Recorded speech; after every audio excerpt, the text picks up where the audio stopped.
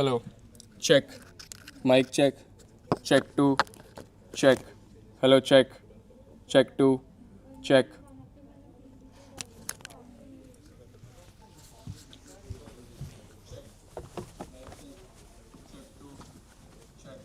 Hello, check. Check 2. Check. ठीक है. Check. Mic check.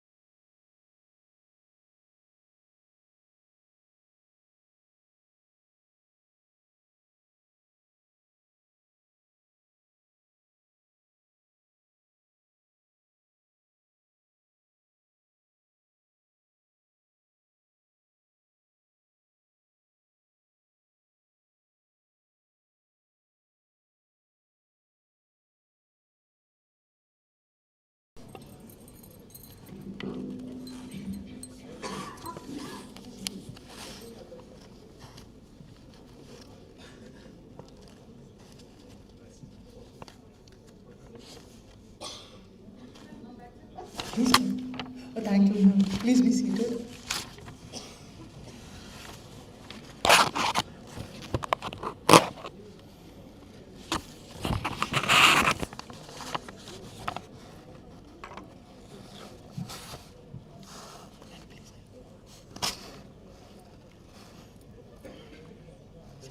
Yes.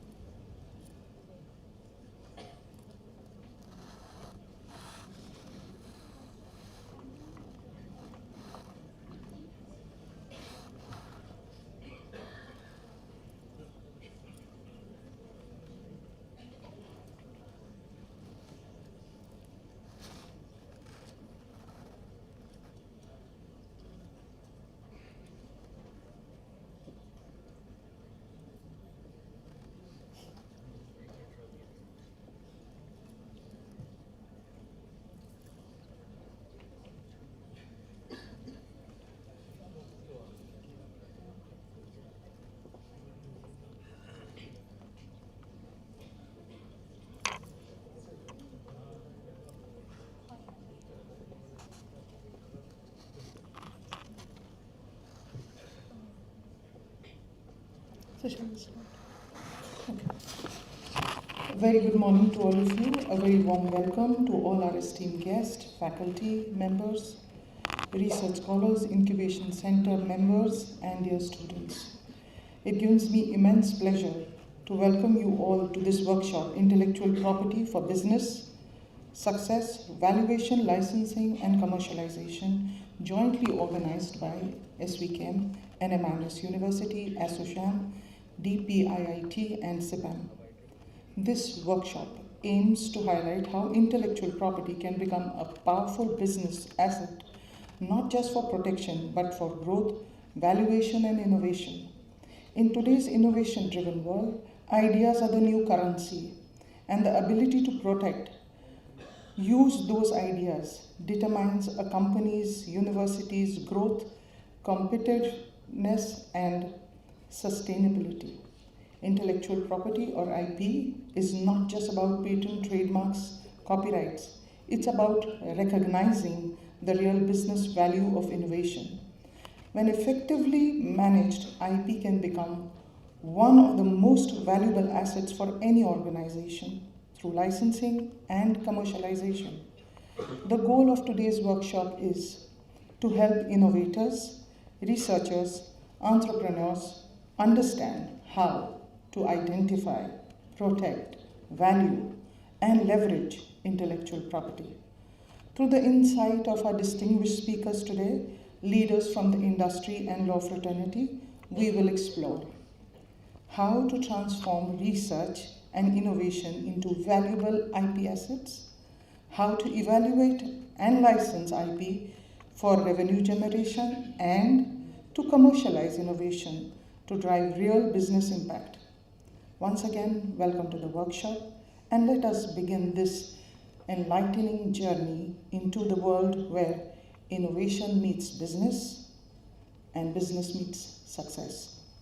Today we are privileged to have amongst us distinguished leaders from academics, industry, and the IP ecosystem. To mark this auspicious beginning to today's workshop, let us proceed with the lighting of the lamp, a prayer to Goddess of Knowledge, Ma Saraswati, with Saraswati Vandana. This ceremony symbolizes the light of knowledge, wisdom, and learning, dispelling ignorance and guiding us towards enlightenment. We invite all our dignitaries to come forward for the traditional lighting of the lamp.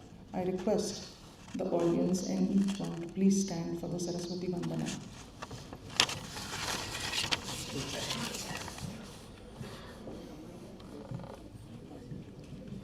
Where is the candle?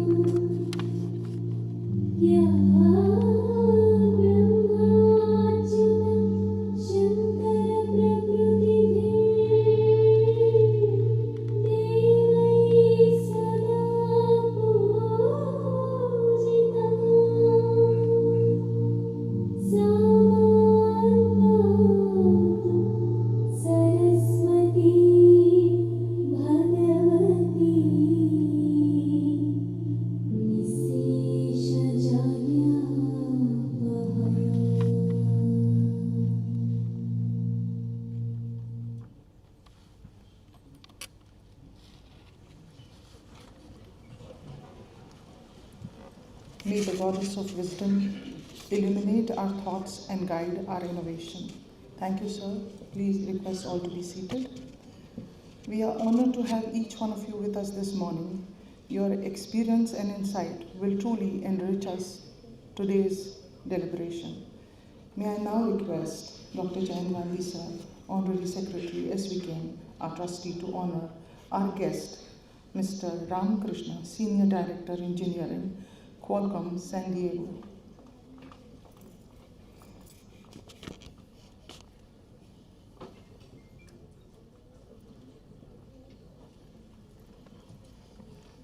A floral bouquet and a token of appreciation to our guest, Mr. Ram Krishnan, Senior Director, Engineer, Qualcomm.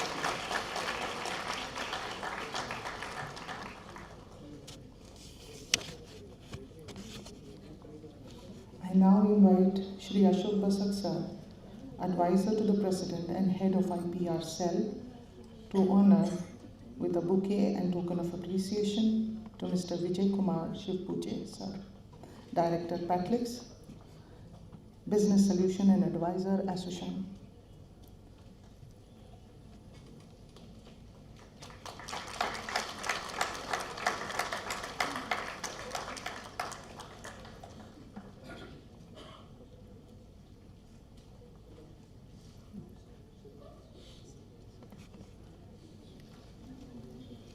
I now request Dr. Ramesh Bhatt sir, Vice Chancellor, NMIMS University, to honor Mr. Gaurav Fadnis, Partner, Lexolis.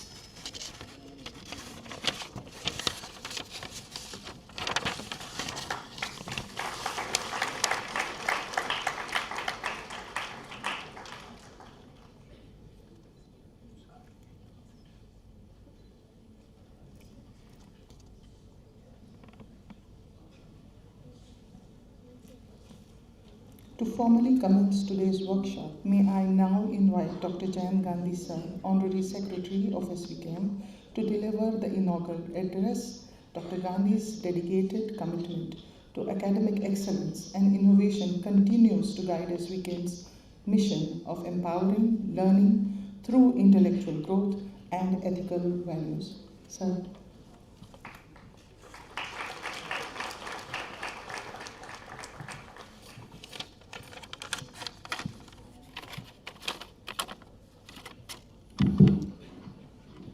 Good morning, everybody. Dignitaries on the dais, off the dais, principals, the teaching staff, the Ph.D. students, and dear students.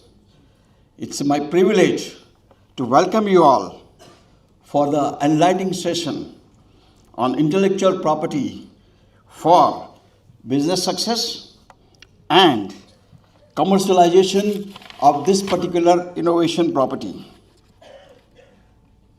How many of you have a juice to become an entrepreneur or do startups and become millionaire? Raise your hands, please. Come on, how many of you see? So many professors are not ready to do that millionaire thing.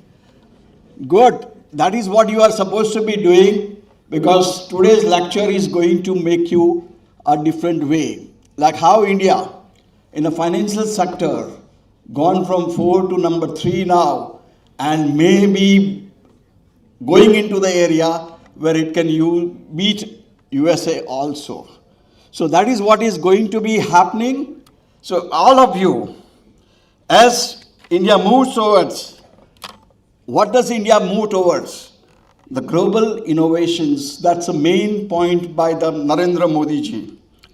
And he has announced Viksit Bharat 2047, where newer programs and newer things will be there. And all of you are going to contribute to that Viksit Bharat, and I'm sure you will be able to do that. In today's knowledge-driven economy, ideas are the new currency. Previously, it was only a research which you are doing it. You get up some score, 5, 6, 7, into the various areas, but nobody was able to make money out of it. So, innovation is no longer confined to research lectures.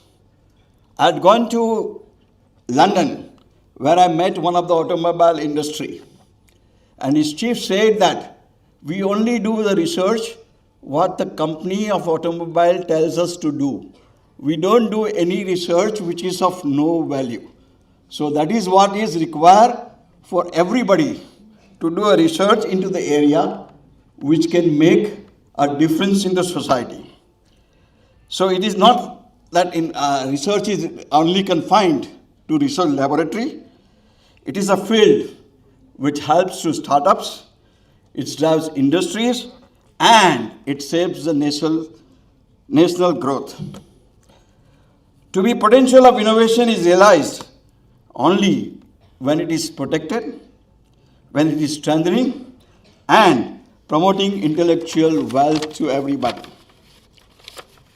Every one of you, how can you be innovative and how can you be earning money out of the areas? What everyone should have is a visionary thinking. Visionary thinking and proactive actions. What do you mean by visionary thinking? When you meet somebody, get some ideas. When you are reading a book, you get some ideas. And when you see certain stories about how the success has come back, you will be able to know what is happening. Because about 15 years ago, I was in Israel, where Tesla's executive was there. He said that he's taking car to the top levels of hills, and he says that there was getting problem, but a world will change, and today we are seeing it. The electrical vehicle has become the need of the hours, and everybody is able to do that. Another one which has become a famous in the financial area. Two of them youngsters, they were waiting for 1.5 to 2 hours to get a taxi, and they did not get it. They walked down to their home, and what they decided to make a software which is called a Uber software, and they are in the first 10 numbers of this area with the multiple millions of performance with that. If you talk about healthcare, previously chemotherapy was giving a lot of complications. Now it is a targeted chemotherapy. For the Parkinsonism, now there are chips which are put onto the brain which can make them a difference. And recently, most common is semaglutide tablets which is coming up, which is a very popular, everybody to lose weight. And Lila Ellis mentioned that it is not to lose weight, but it will help you to relieve your snoring and sleep apnea. So this is how the things are happening into the areas. You see the diamond industry. The natural diamond which were coming up, now gradually going down. And the artificial diamond which is coming up, now is in the higher levels, and everybody is making a lot of money out of that. Recently, if you have seen a WhatsApp or not, I don't know. China is coming out with the glue, which can, and the fracture, if you put the glue with the injection, in 3 minutes bone gets fixed and you can start walking. So this is the type of the innovations which are being coming up into the area. Another area is the stem cells, mesenchymal stem cells, which is being used by the orthopedic surgeons for regenerating your all the cells which have been there, which are damaged to the osteoarthritis. And I, being an ENT surgeon, I'm using this same cells for acute hearing loss, which has been happening in a viral infection now. I've done about 4 or 5 patients. Out of that, 50% have recovered their nerve damage. So what I'm trying to say is, this is how the new areas, so what you should think is what are the areas, and there is enough of areas, whether it is healthcare or any other areas, where you can make a difference. So today's program aims to bridge the gap between the innovation and commercialization, highlighting how business can leverage IPs statistically to enhance the value creation and attract investors, contributors, and economic growth. We are privileged to have with us eminent speakers and experts from all the industries and other areas who will share their insight on IP can be integrated into the business success and commercializations. So on behalf of the management and as a secretary of the trust, I congratulate the IP team for organizing such an enlightening program. I congratulate organizing committee, including Basak sir, who is the chief of them, has done a great job to carry out this, and so many people have come here. I extend my best wishes for the success of today's program, and may today inspire each of us to create, protect, and prosper through power of intellectual property. So all the best to all of you, and you all become a millionaire. That is my wish. Thank you.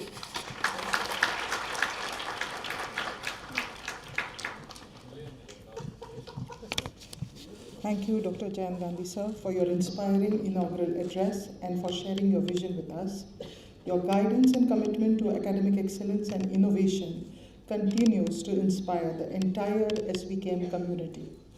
Moving ahead, I am delighted to invite Shri Ashok Basak sir, advisor to the President and head of the SVKM IPR Cell, to deliver the welcome address and share the vision behind the SVKM IPR Cell. Sir, over to you.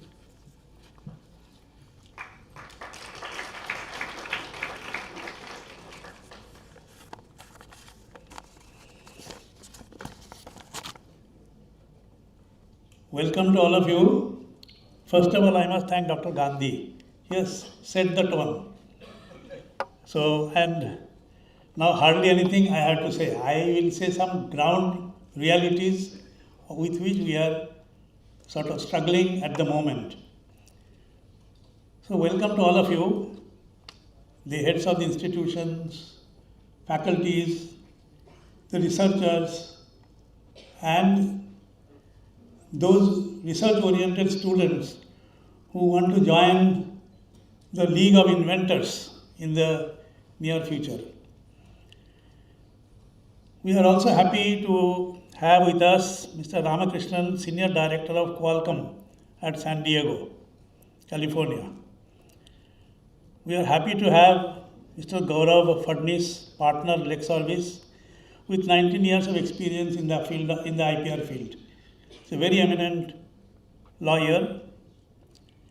And also Mr. Shivpuje, who has been instrumental in bringing this about. He represents the ASSOCHAM and also an expert in the IPR field. As all of you know, our IPR cell is about 2 years old.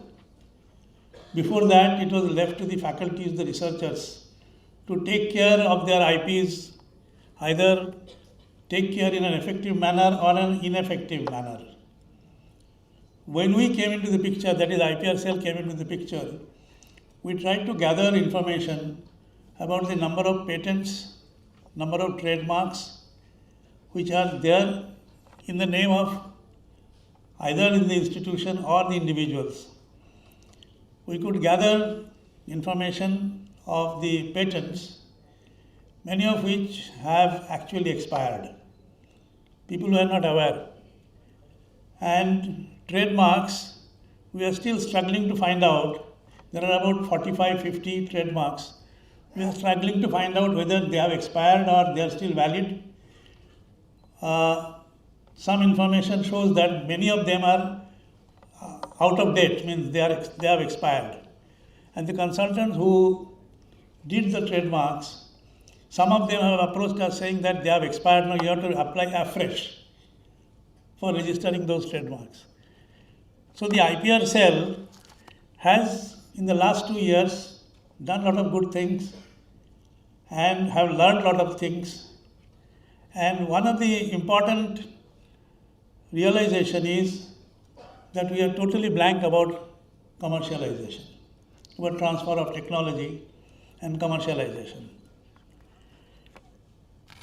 As all of us know, that research, which is reflected in the creation of intellectual properties, is given very high importance in the ranking of higher educational institutions. Whether it is accreditation, national, international, or rankings, the first question which is asked is, what is your research output? How many patents you have done? How many publications you have done? So all of us are aware of that importance of this research, and particularly the creation of IPs. Our management also realized this and created this IP cell. It is basically a one person, one girl show. But I must say, she is very competent. She is young but very competent. She is a professional. She is intellectual property registered practitioner.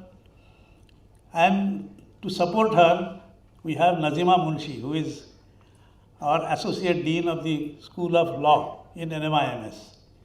She has been there with the IP activities, IP academic activities in SVKM NMIMS since last more than 15 years. And she is the, you can say, the intellectual head of the IP cell. And we are happy also to have Apurva, who is an assistant professor in BNCP, also interested in intellectual property, have secured a patent registration. She can practice. She has shown interest particularly in the field of commercialization. So we have this team, and I am quite sure that some of you are aware of their presence, whether physically or through letters and communications.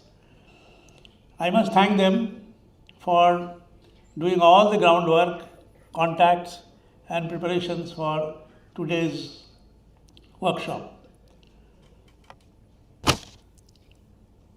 I must also mention that ASSOCHAM, I don't know how they came to know of us, our interest in intellectual property, approached through Hasti, who is our IP executive, for this workshop. And honestly, I was also not very much aware of ASSOCHAM's sort of involvement in intellectual property development and commercialization, and had a meeting with ASSOCHAM representative, I forget his name, Mr. Vijay. So we had a meeting, and then I realized that they have a storehouse of experience and knowledge, and they can be of great help. And I approached the management to allow us to have this seminar, and I must thank the management, particularly Dr. Gandhi. He has been an inspiration in intellectual property. For the last 15, 17 years I have been seeing him. So he gave us a great support, and we are organizing, we are seeing the light of the day today.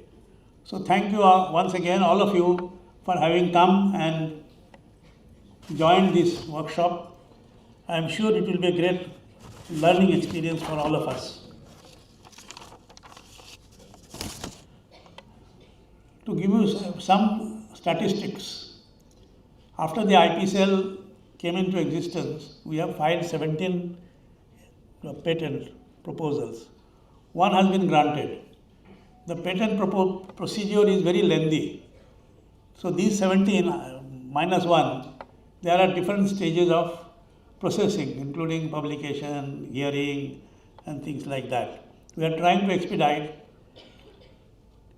We have also received inquiries from about 6-7 industries for collaboration. We are holding discussions physically, online, but not able to make any headway. I must be honest. Because we are also in the dark, they are also not very clear as to how to go about. In India, it is possibly first time we are doing this kind of systematic approach. So this learning experience today will be not only very useful for all of you, but it will be very useful for all of us, the IP cell, to develop policies, to develop processes, to be able to help you commercialize. We realize that this inventor is the centerpiece for commercialization, not the IP cell. IP cell will be only facilitating. So this is going to be a great learning experience for all of you and all of us. So at the end, I must also mention one person, Amita Singh. Many of you are aware of her. She has been instrumental. She is in charge of training and she is there. She has been very helpful in organizing this, connecting with the faculty, students, student representatives. So thanks Amita for making this happen. So at the end, I must hope that you will sit through, find the deliberations very useful. You feel frank to raise questions, give your suggestions and understand so that our understanding will be sharpened because of your interaction. Thank you once again. Welcome you all of you, sir. Thank you.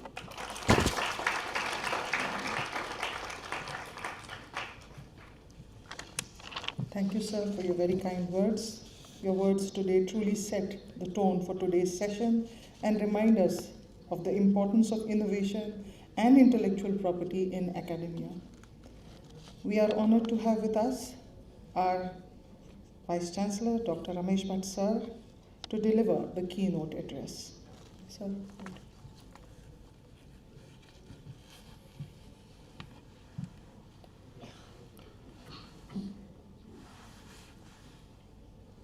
Good morning to all of you, and I welcome you to this IPR workshop, which is titled as IP for Business Success, Valuations, Licensing and Commercialization. Well, Dr. Gandhi has left, but I was just going to suggest that his target of becoming the millionaire is a too small a target these days. We talk about the entrepreneurs, everybody becoming the billionaire. So I wish that all of you will become the billionaire in times to come through this process of research, innovation, development of the patents, and particularly the commercialization of the patents. Well, Basak sir, Mr. Ram Krishnan, Mr. Gaurav, Mr. Vijaykumar, Pro-VCs, deans and directors of the schools and campuses, faculty colleagues, and their students. Well, I think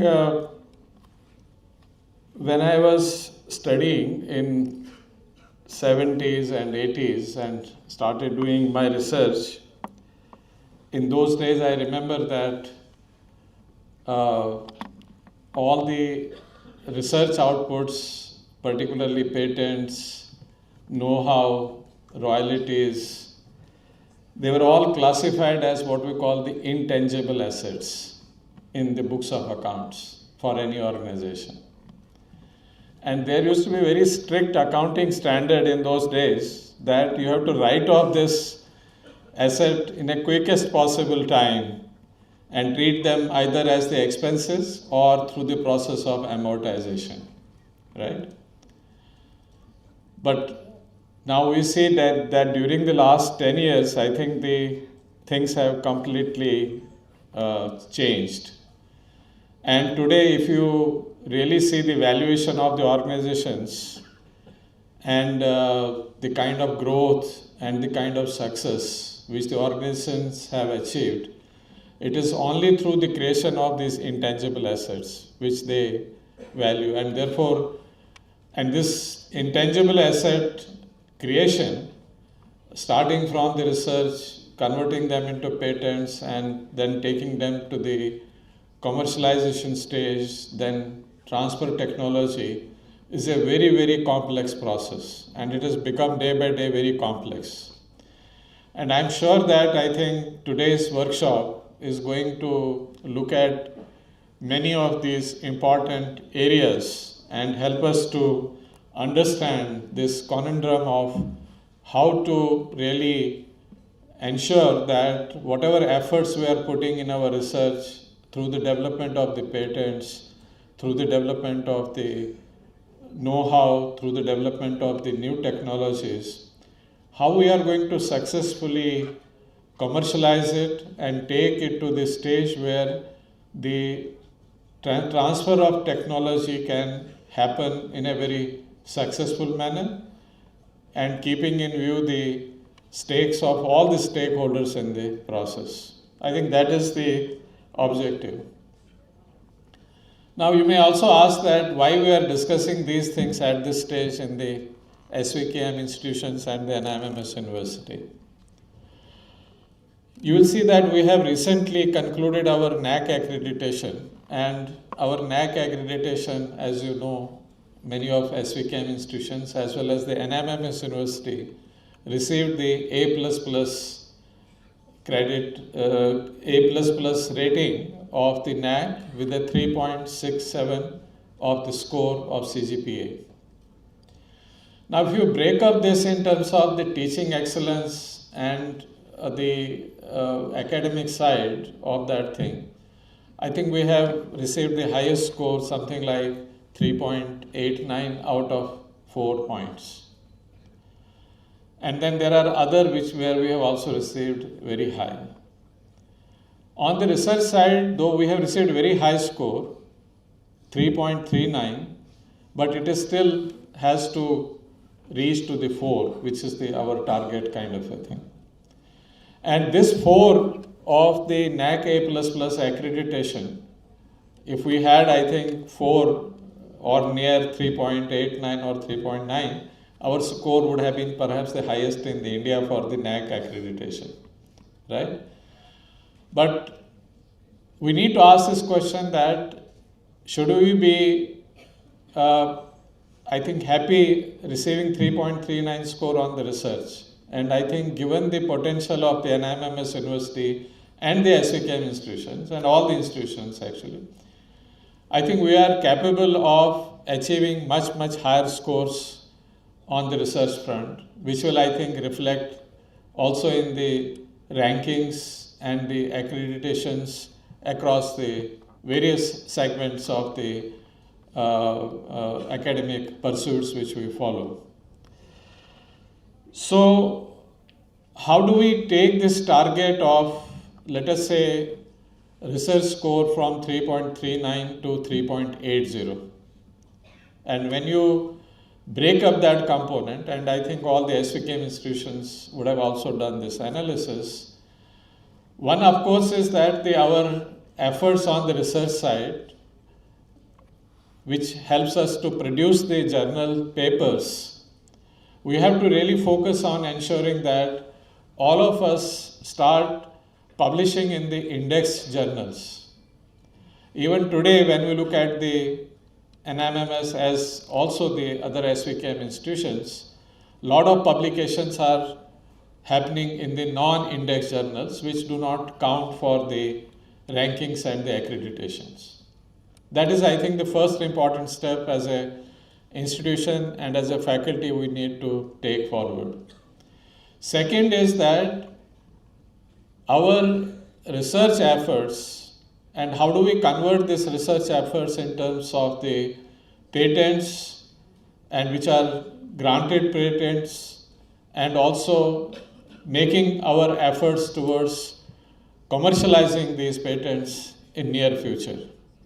I think if we do that, and I'm sure that I think the School of Pharmacy, School of Business, the School of Science, School of Technology, they are all having a lot of ideas in the pipeline, and I'm told that I think we have more than 100 patents in the pipeline.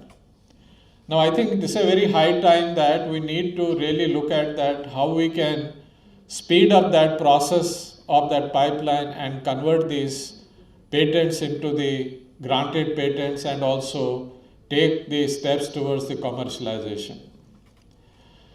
Now in this step, I think today's workshop is very aptly, I think, formulated with the kind of objectives, I think, which really helps us to understand the ideas that when we have a patent and how can we convert that into the a commercialization kind of an options, and also really look at the opportunities of transfer of technology.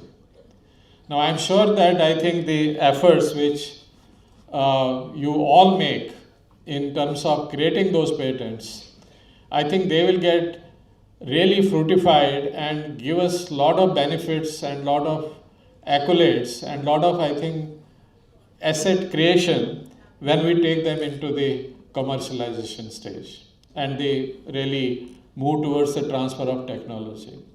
Now I'm very happy that I think the panel which is with us today, Mr.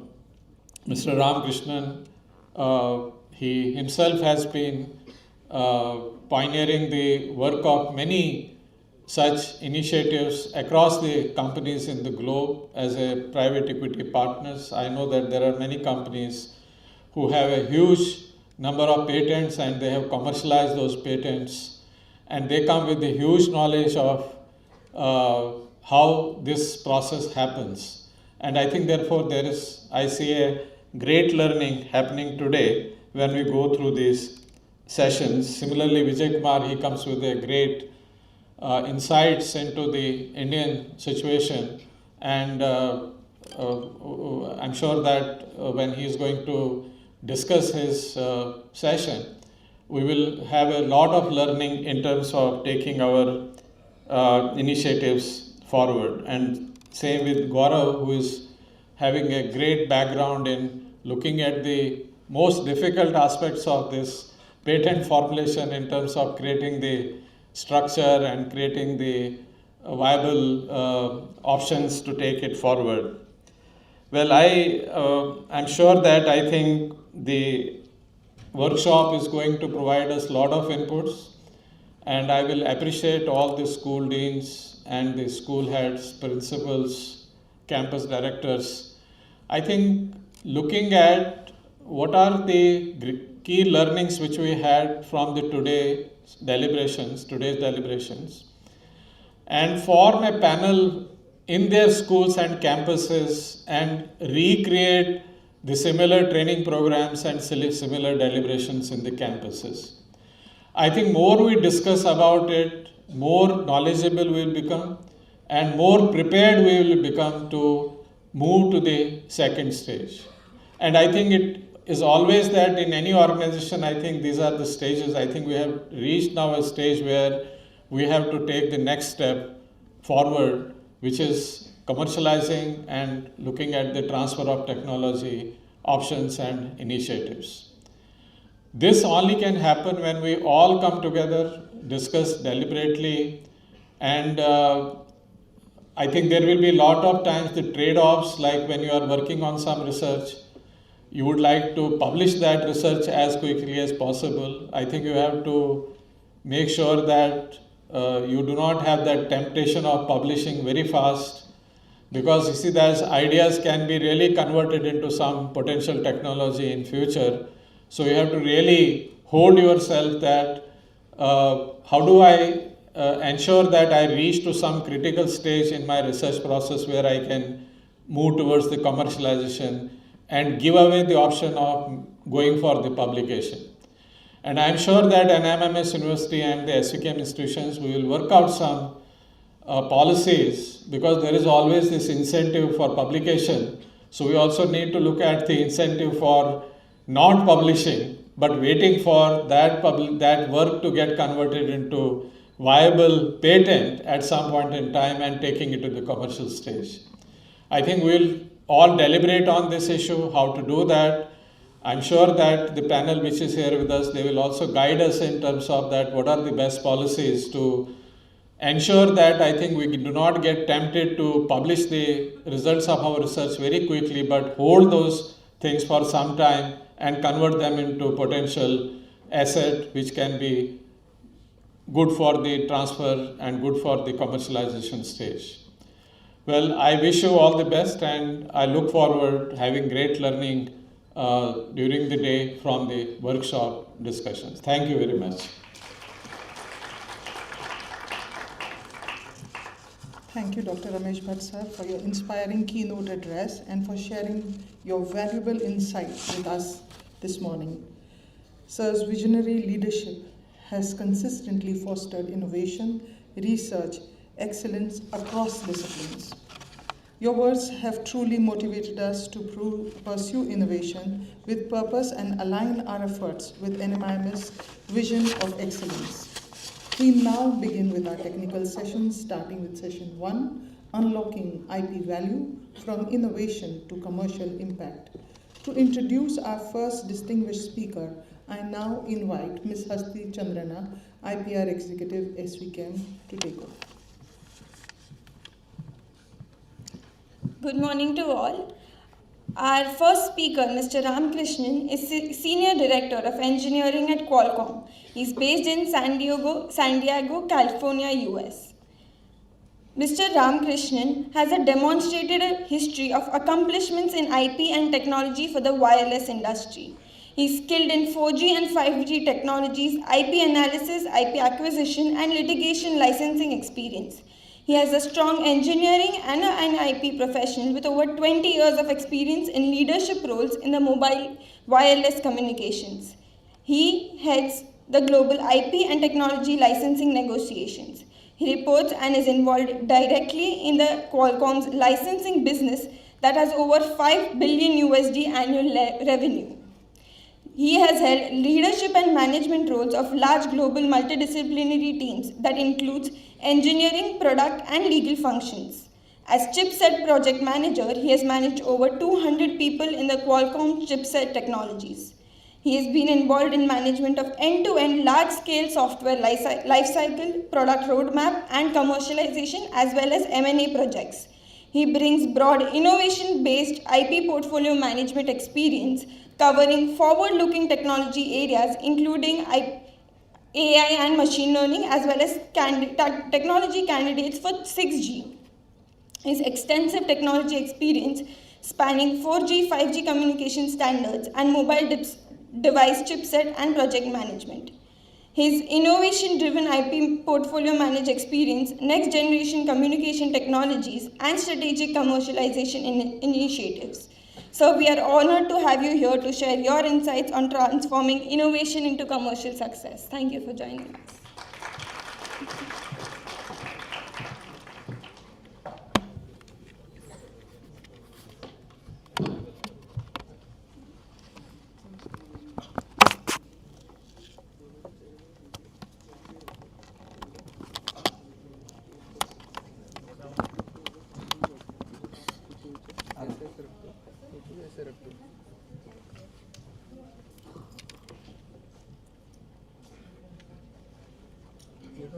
Handheld mic, if possible, I'd like a handheld mic.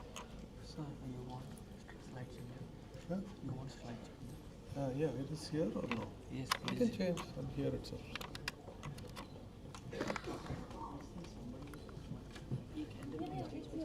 Okay.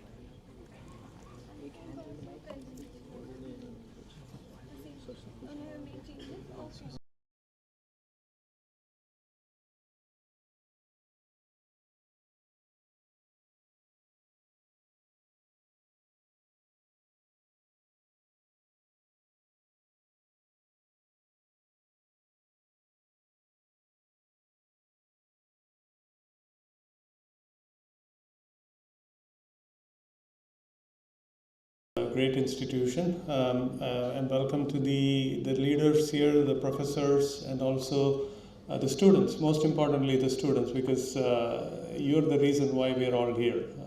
Without you, this would not be needed, right? So welcome to you all. I was hoping that this would be a more interactive session, but I see this auditorium is so big, and I can barely see you all, much less talk to you. So maybe some of you back there are taking a nap, and that's okay. You get a good chance to do that for the next 30 minutes or so. Okay, so let's get started. Actually, this morning I was thinking, what should I say here?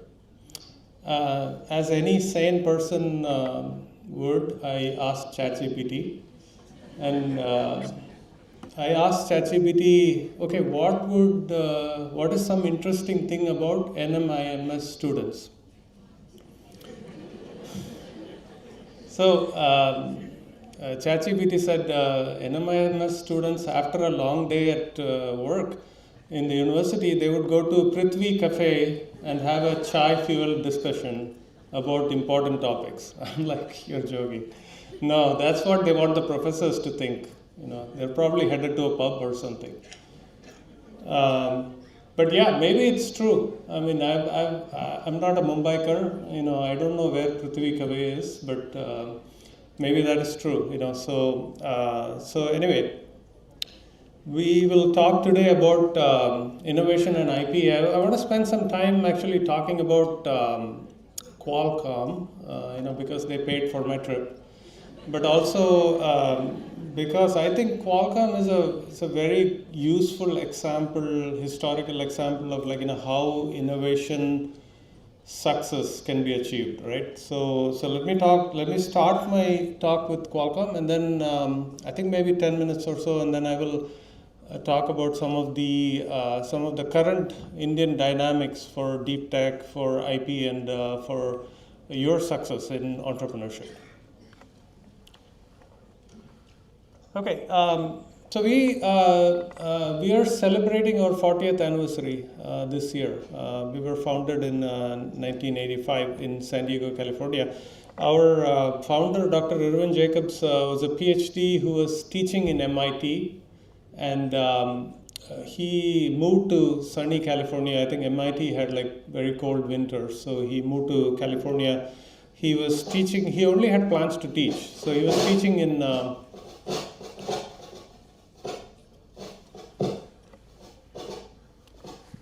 He was teaching in University of California at San Diego. Then he was actually 51 when he decided that he needed to start a business, because his great ideas for communication shouldn't be just in the books. He wanted people to enjoy it, right? So some of his pioneering technologies he wanted to apply to real life problems.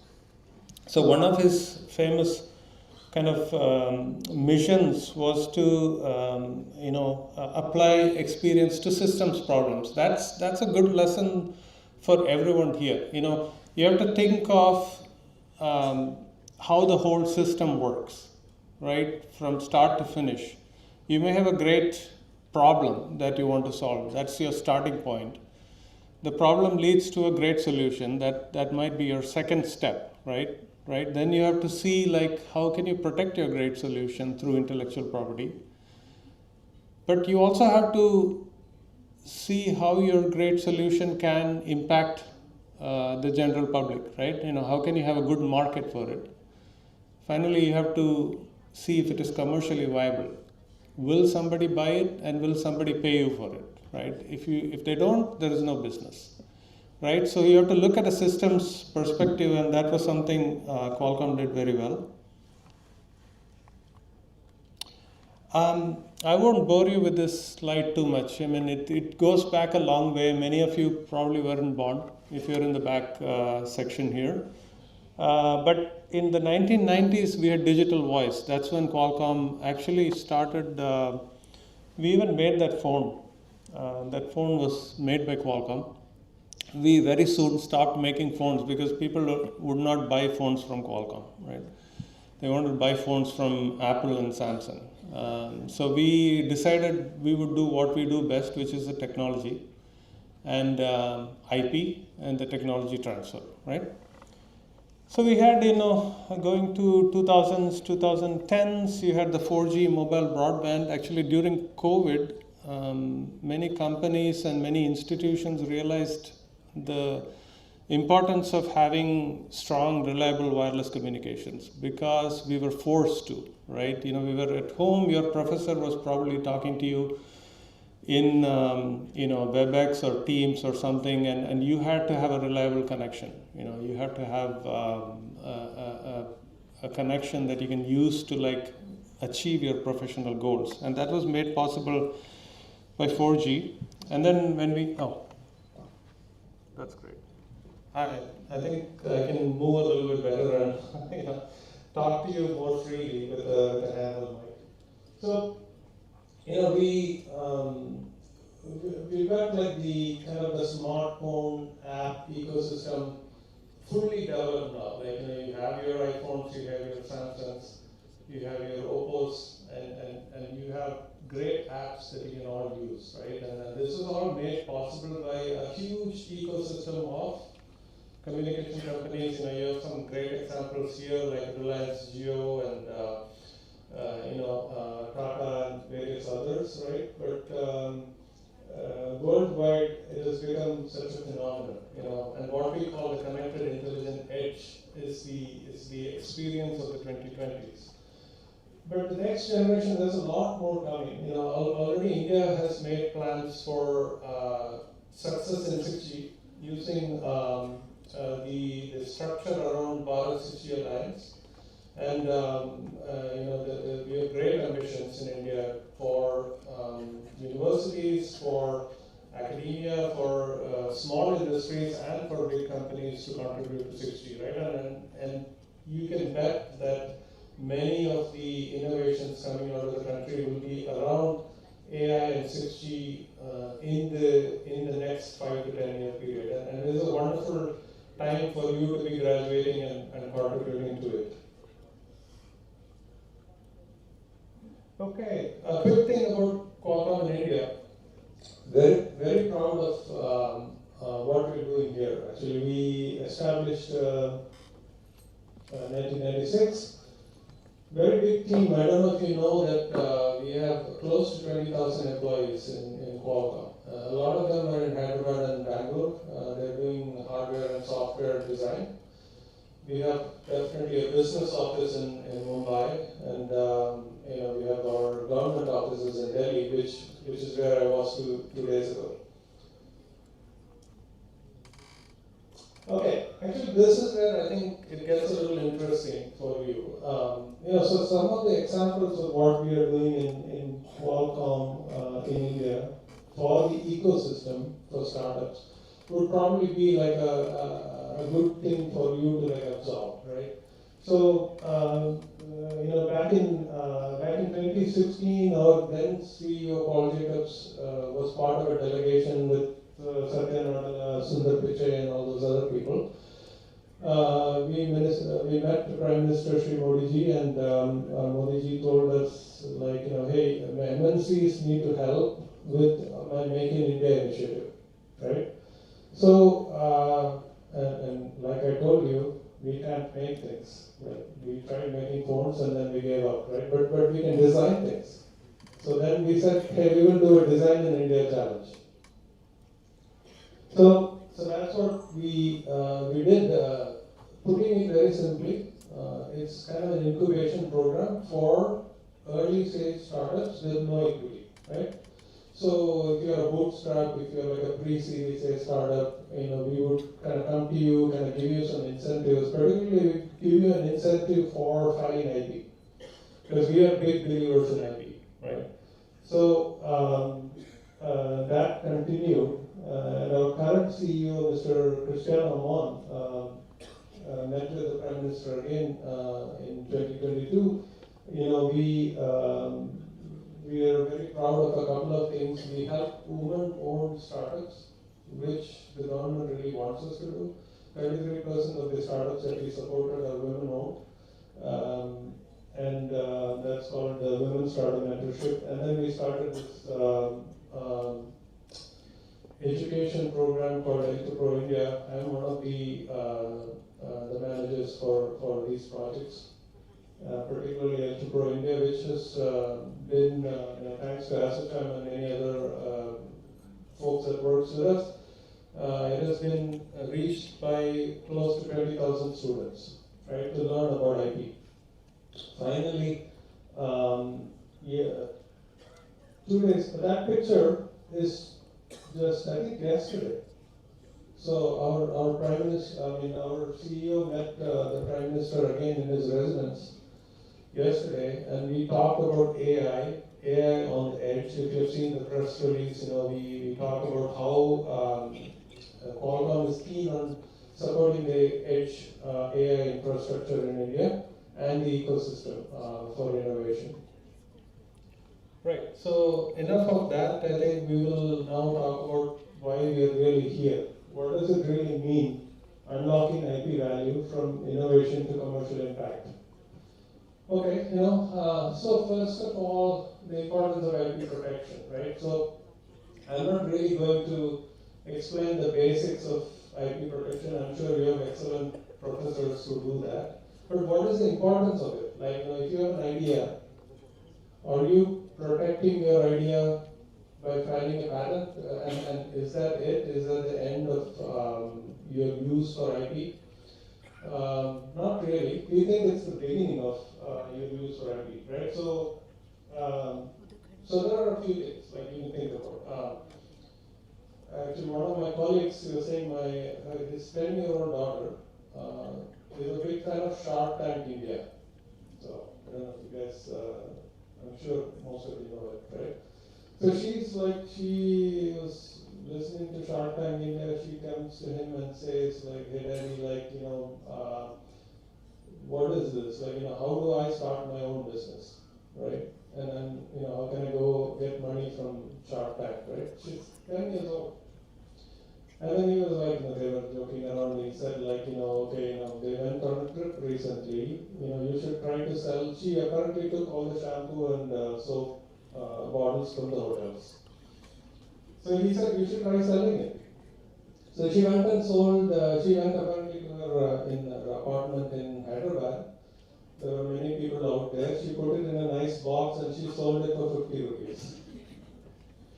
And then she came back, she was very proud, and her father said look, those shampoos are pretty high end. You should have probably asked for 100. So she was ready to go back and ask for 50 more, right? But it's that's not how business works. You have sold it, your leverage is gone, right? But the thing is, deep tech is not like that, right? Deep tech is hard, it takes time, it's more risky. You're putting more risk, you're putting more skin in the game, which means protecting your intellectual property becomes very important, right? For multiple reasons. Actually, Shark Tank is a good example. Some of the startups that we, Qualcomm, incubated were actually in Shark Tank. They got some money, right? And of course, in Shark Tank, they will ask, hey, do you have a patent? I don't know if they really understand what the patent can do for them, but they will ask, do you have a patent, right?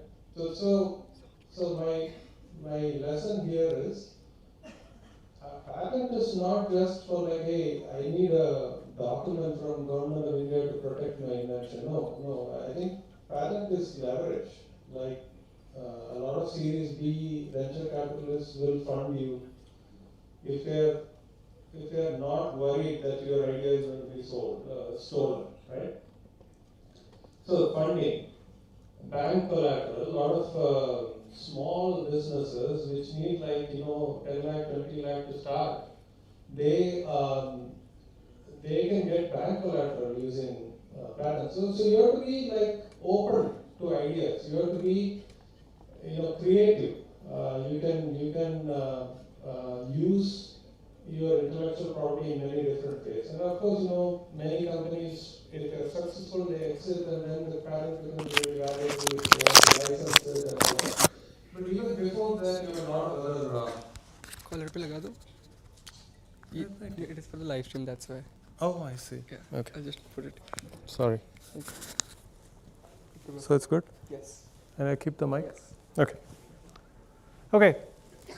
Cost. Let's talk about cost trade-off.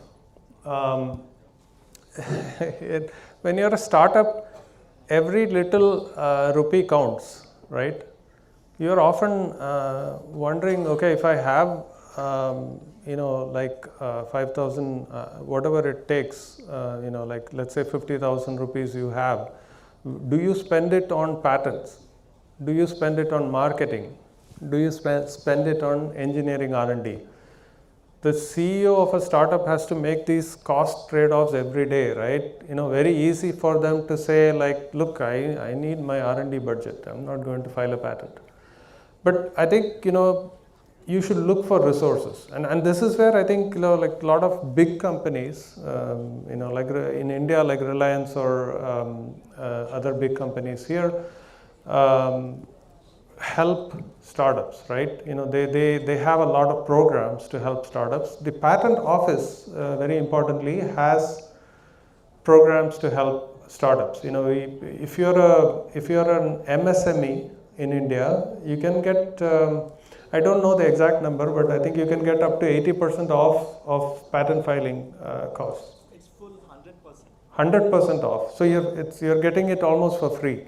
Yeah, so it's for MSMEs as well as registered startups. Okay, MSMEs and registered startups, Vijay is saying, can get 100% cost offset of the patent filing, right? I actually met Dr. Unnat Pandit 2 days ago, and he was telling us, hey Qualcomm, please spread the word. Like a lot of people don't know, he said, that patent office is giving incentives. They're giving like cost offset for startups, right? Why wouldn't you do it if it's free? Nothing is ever free. I mean, you would have to pay like patent agent for drafting, or some of them may do pro bono work. But I mean, if you're really scrappy, if you really understand, how to go about it, perhaps you can get most of it done for free, right? So I would really encourage you to like use all the resources that you can use. Deep tech and business dynamics. Like I said, deep tech is hard, right? I was going to ask you a question. Does anyone know like approximately how long does it take for a deep tech startup to exit successfully, right? But it's too difficult to be interactive here, but it's about 8 to 10 years. It's a long time. You're like you're putting your life work for 10 years, and you want to be successful, right? So there's so much sweat and toil that goes into it, right? And when you're in deep tech, the dynamics are so different. That's when I think you need all the help you can get, right? So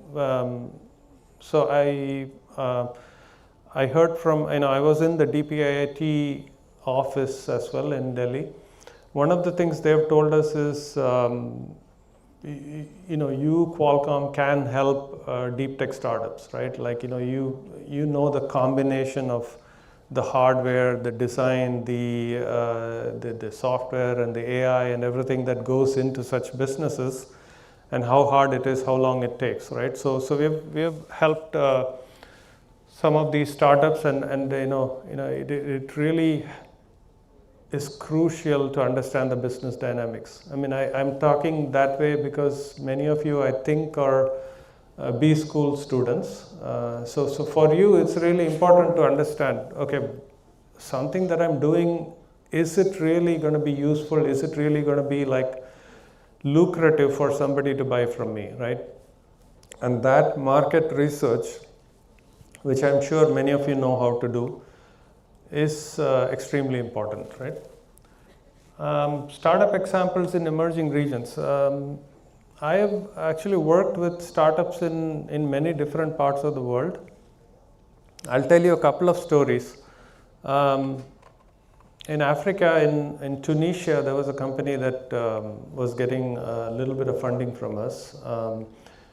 These guys were doing, they had a camera with AI for detecting defects when they make jeans. I mean, that part of North Africa, there's a lot of clothing industry, okay? So that was one invention, is like it can detect flaws in jeans using an AI camera, right? The same gentleman, the founder, had another invention with like a helm, like a head gear with like a filter, like a fan and a filter for when the workers are breathing the fabric, it helps keep their lungs more healthy, right? He goes to a venture capitalist. The venture capitalist says, I like your first idea, I don't like your second idea, right? It's unfortunate, right? I mean, the venture capitalist is like, I need to make money. If you can detect flaws in my jeans, I get better profit. But if you keep your workers' health lengthy, lungs healthy, I don't see the value. Maybe he's like a short-sighted VC, right? But this is the story that you hear all the time. Like this is like, you unfortunately being B school students, you have to think about like what really makes me money, right? Like, what would people want that I can create? And so that's kind of a sad story, I thought. The people should have been more visionary to like know that like healthy workers are important. But we were eventually able to fund some of their ideas, so they're off to a good start. The other one in Vietnam was very successful. Like they are particularly interested in aquaculture. So I think like Vietnam's geography, right? Very wet, humid, with a lot of water, a lot of fisheries, right? So they have basically like had ideas about like rice farms where you can have aquaculture. I think that happens in some places in India also, in the south, where it's more wet and rainy, right?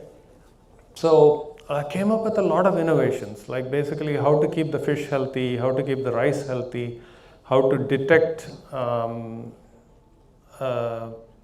like fish populations having diseases using various things like drones and cameras and like, a lot of the software algorithms and things like that. So I think I should speed up. I will show you some examples in India. So these are 3 startups in India. Audivo Diagnostics from Chennai created a very interesting detection algorithm for bacteria in wounds. So they're basically using a Qualcomm platform plus some AI algorithms. Basically, based on the size of the wound, they can predict what kind of bacteria is there. So before biopsy itself, you might know like what antibiotic to use. And Nimble Vision is in Bangalore. They're doing, they were missing, Bangalore was missing a lot of the water in the public water tanks, right? Something was going wrong, like leakage. They were getting, the trucks were going to wrong places and all that. So these folks did like wireless IoT devices to like track everything, right? And improve the water supply situation in Bangalore. And then last one, Ajna Lens, did like a headwear for training industrial workers, which the DOT was saying, hey, we are interested, maybe we can use this for training of like combat soldiers and things like that. I just picked 3 out of 50, okay? But the common thing here is like, it's all deep tech, right? They need hardware, they need software, they need like system solutions. All of them found their niche, right? So there's a lot to choose from, a lot of examples to choose from. You just have to keep doing case studies, right? And there's so many industries to choose from: healthcare, smart cities, XR, so many industries to choose from. You have to find your niche. Okay, so let's just talk about what we are here to do. Ultimately, you want to have a career, and you want to graduate from college, and you're probably worried about AI. You're probably worried about like, what am I going to do? Are there like narrow choices for me, right?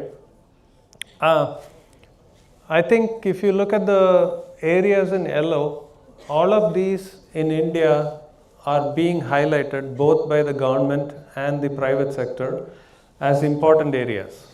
Healthcare, clinical as well as healthcare in a point of care situation.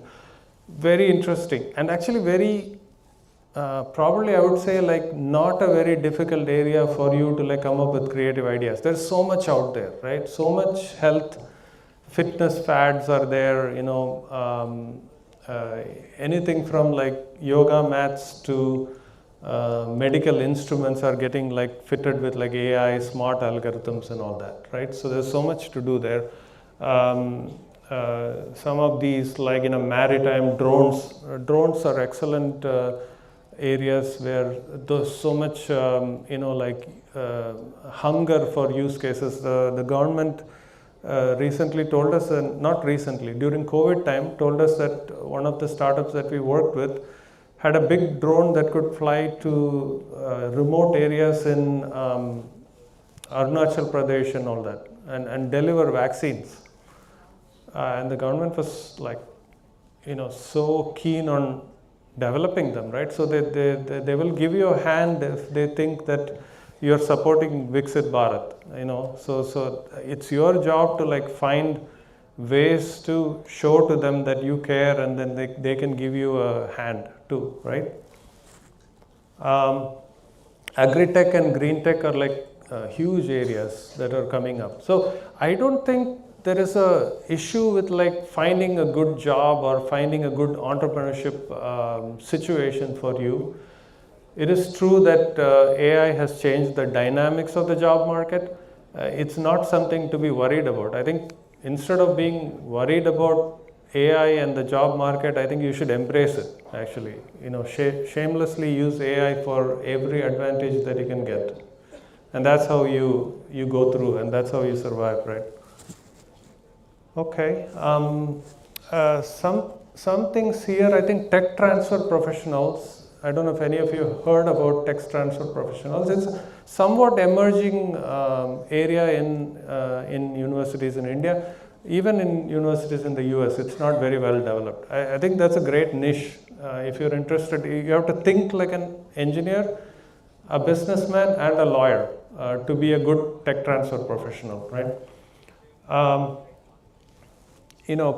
Thought leadership and policy engagements. I don't think youngsters really think about it that much. It feels like an old man's job or an old woman's job, but being in a think tank or being in a space where you're engaging in policy leadership discussions with the government can be an exciting field, and especially if you have a business and a law background, that's pretty amazing. I'm going to stop here. There's more that I wanted to cover, but last thing, I will put another plug here for L2 Pro, which I'm sure we will also send it to you later. I want to give the other speakers time to say their piece. But anyway, I wish you all the luck. I like the Dr. Gandhi was saying, if you become millionaires or billionaires, don't forget us. If our speech inspired you, maybe you can buy us a flat in Juhu or something. So thanks a lot. I will stop here.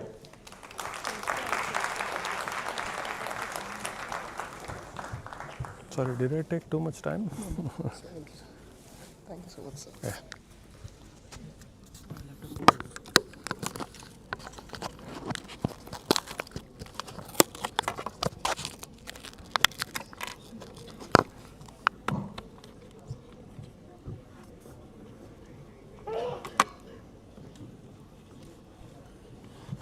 Thank you, Mr. Krishnan, for that enlightening session. Unlocking IP value. The session illuminates how IP drives competitiveness, attracts investors, and creates revenue through licensing. I once again invite to introduce our next speaker, where we explore IP creates real-world business success stories. I invite Dr. Apurva Phadke to introduce our today's guest.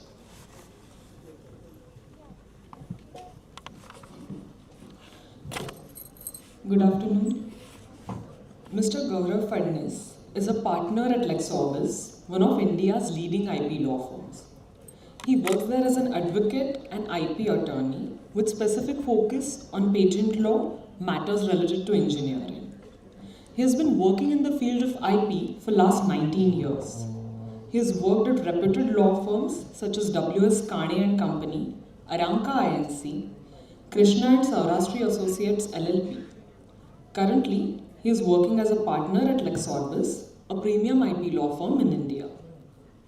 He has also worked at Bajaj Electricals as Chief Intellectual Property Attorney. He carries a blend of expertise by working in both industry as well as law firms and as an individual practitioner.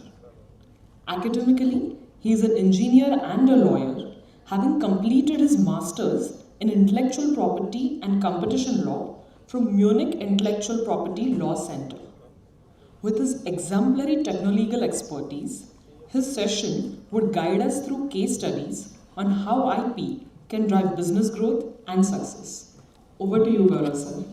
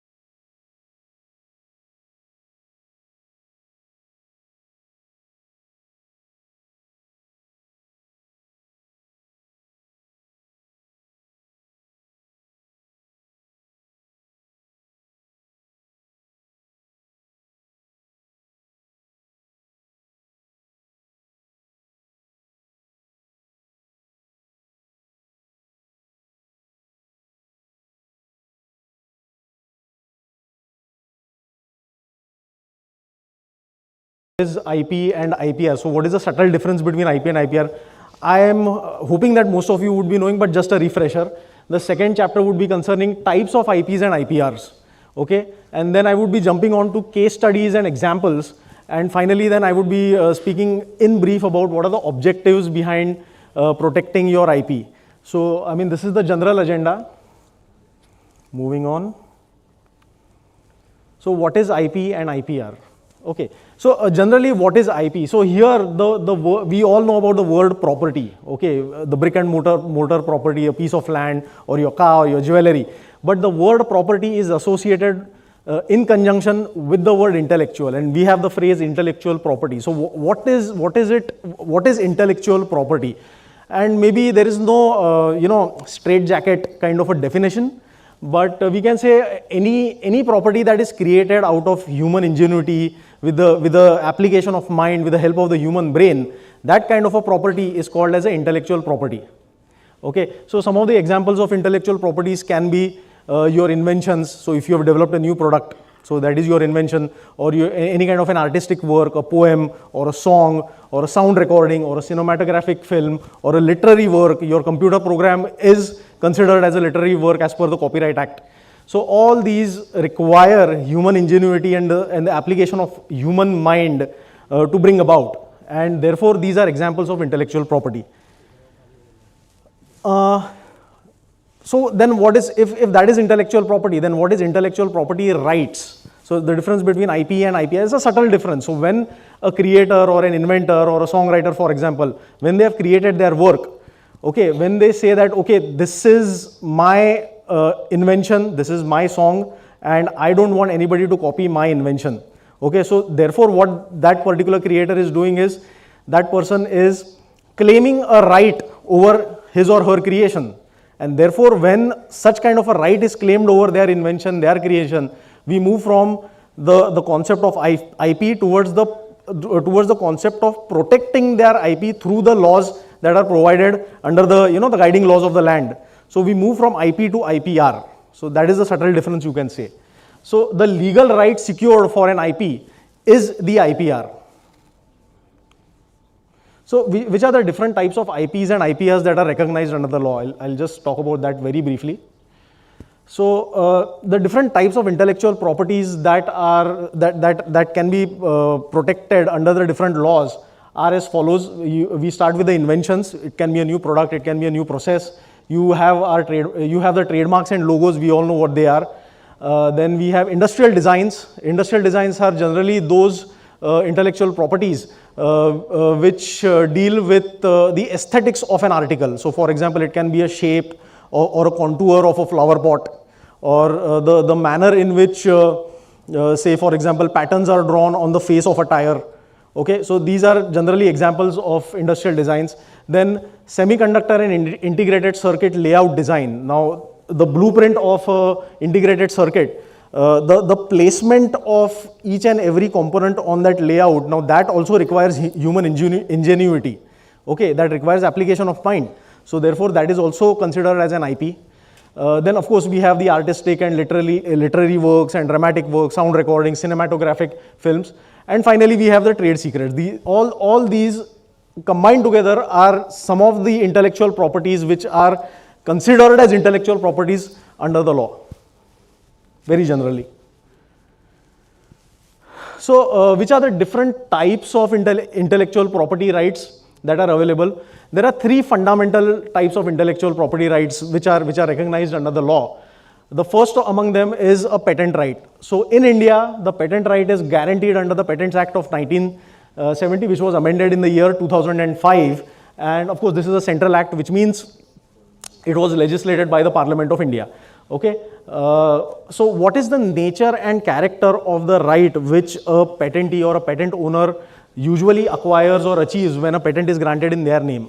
So it is a right to stop a third party from manufacturing, selling, offering for sale, or importing the patented invention, or using, in fact, even using that invention in their name without the authority or without the permission of the patent owner. So if at all somebody does that, the patent owner definitely has the right to go and stop them. Okay, so that is the right to stop the unauthorized use or unauthorized manufacturing of their patented invention. That is the right which is achieved when a patent is granted in the name of the patent owner. The second type of IP right is the trademarks right. It is guaranteed under the Trademarks Act of 1999. Again, it is a central law legislated by the Parliament. Nature and character of the right is to stop anybody from using a registered trademark in an unauthorized manner and therefore enabling a proprietor of a registered trademark to avoid any kind of dilution of their brand. Okay, because if somebody starts using say somebody else's registered trademark in their name, it may cause a confusion in the minds of the innocent consumers, you can say, regarding the origin of the goods. So that would lead to a dilution of brand. And when a trademark is registered in the name of the proprietor, they can actually hold such kind of infringer responsible for their you can say infringing activities. And the third type of right is a copyright. Now the copyrights are guaranteed under mainly three legislations, which are also central legislations enacted by the Parliament. The first is the Copyright Act of 1957, second is the Design Act of 2000, and the third is the Semiconductor and Integrated Circuit Layout Design Act of 2005, which is also called as the SICLD Act. And again, what is the nature and character of the right that is achieved when a particular copyrightable work is registered in the name of the author?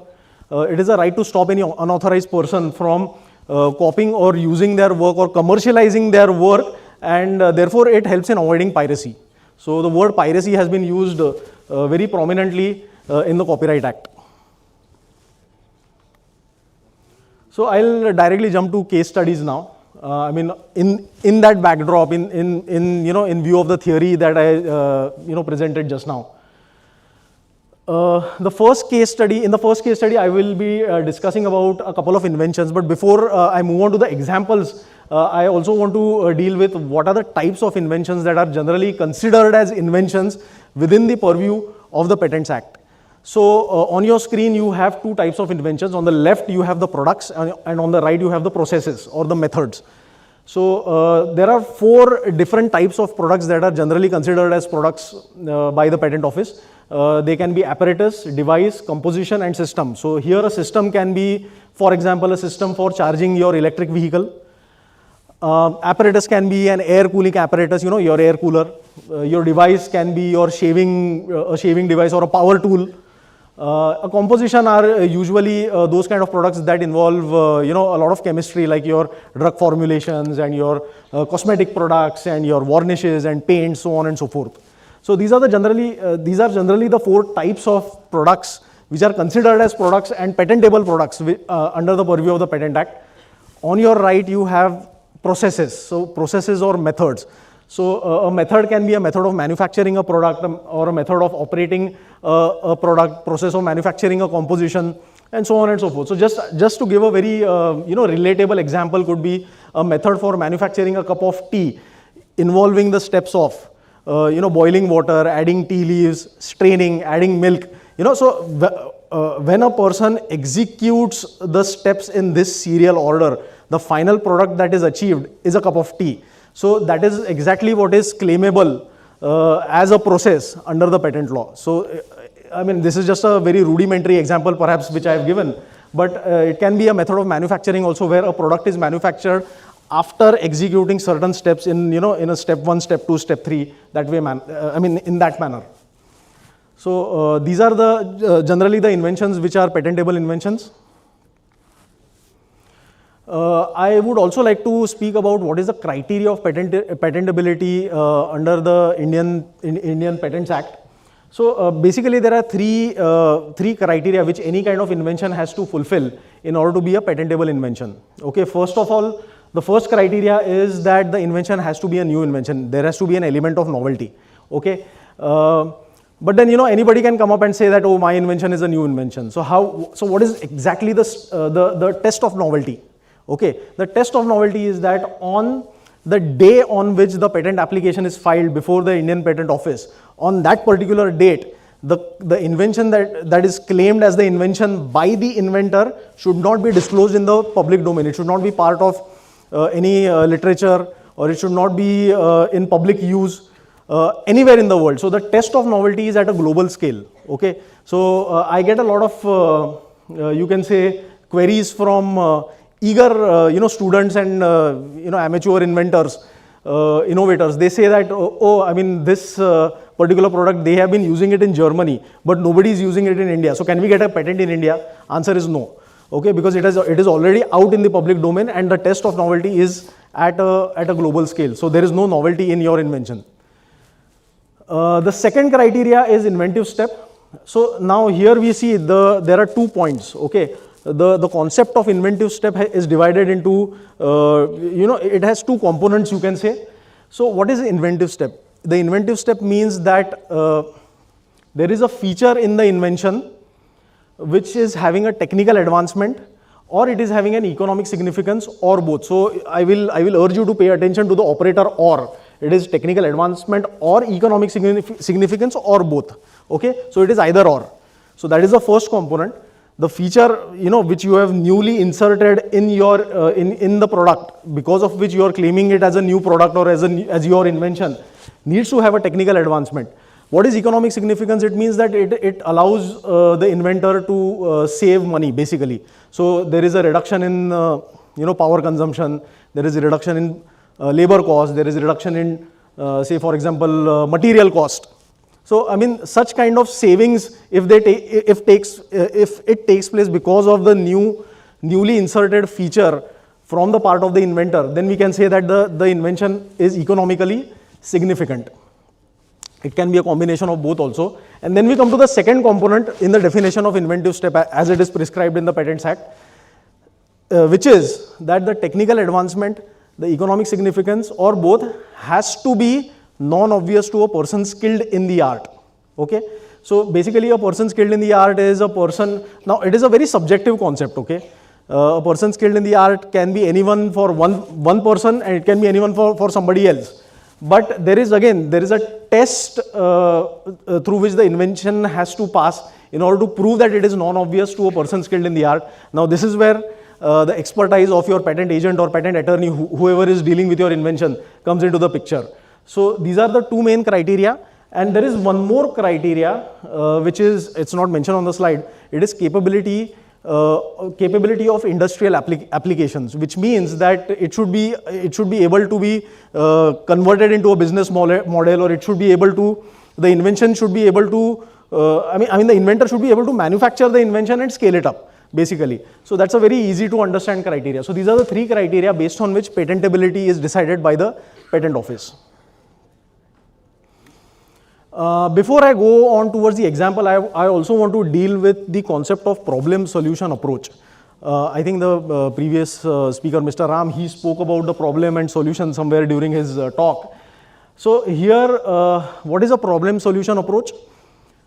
As an inventor, the inventor, during his day-to-day activity, his or her day-to-day activities, what they have done is they have found out a problem or located a problem in the existing technology or the prior art, as we call it.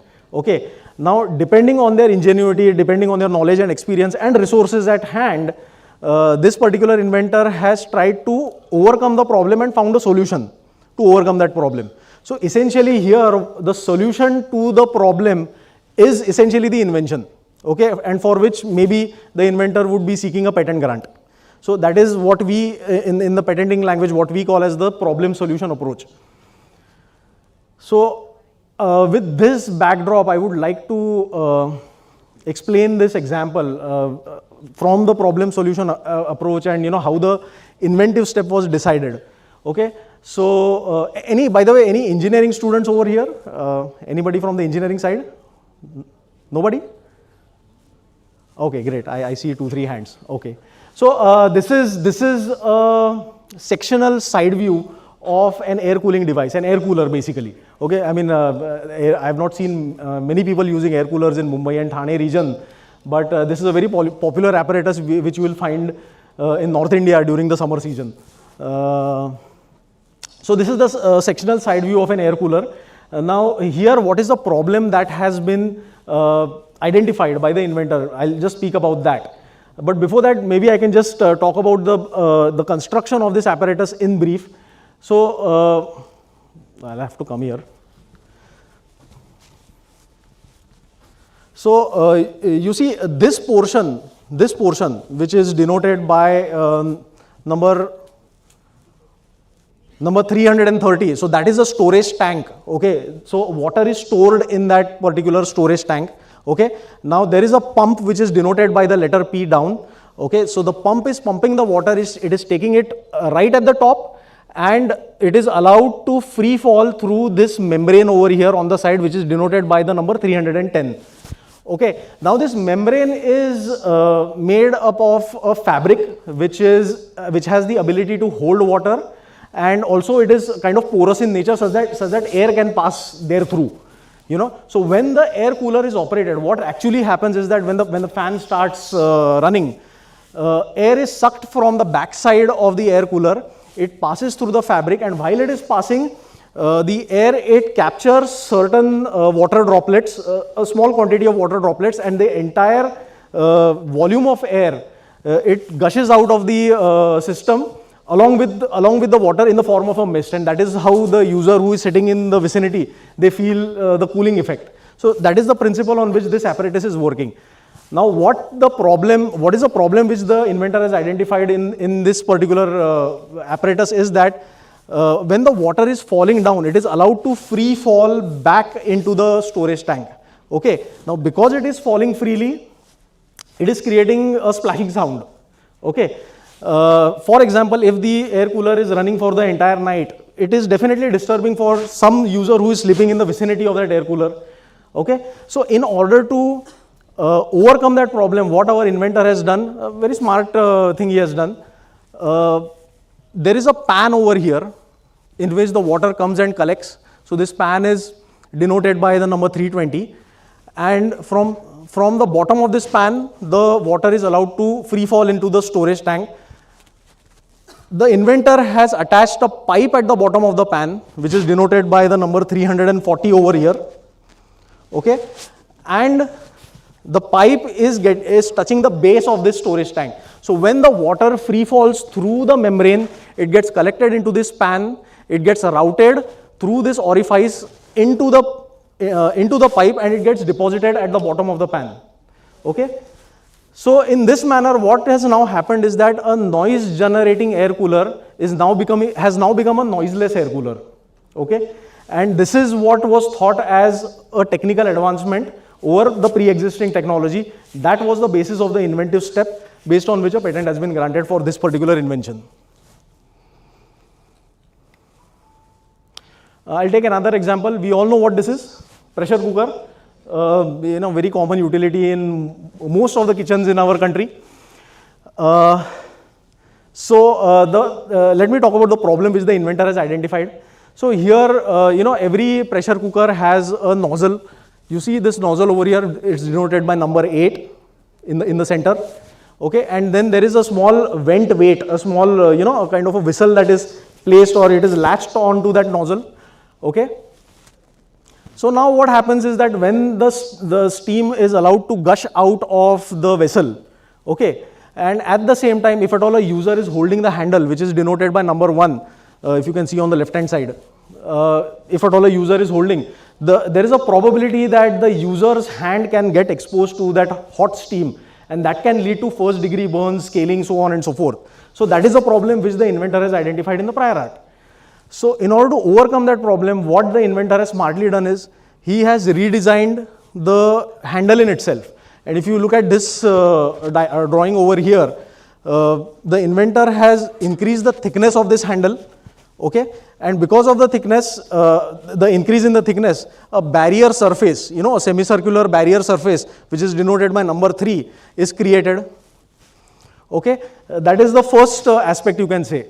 And the second aspect is that most of the nozzles in the pressure cookers that we know, most of the nozzles are bang in the center of the lid. So if you see, the nozzle is slightly off center, it is towards the handle. So this is the second aspect. Okay, so a combination of these two aspects, because of this, what has happened is that whenever the steam is gushing out of the nozzle, the steam that is passing through towards the handle and towards the hand of the user, if at all that user is holding it, that is colliding with that barrier surface, which is denoted by number 3, the semicircular surface, and it is moving in the opposite direction.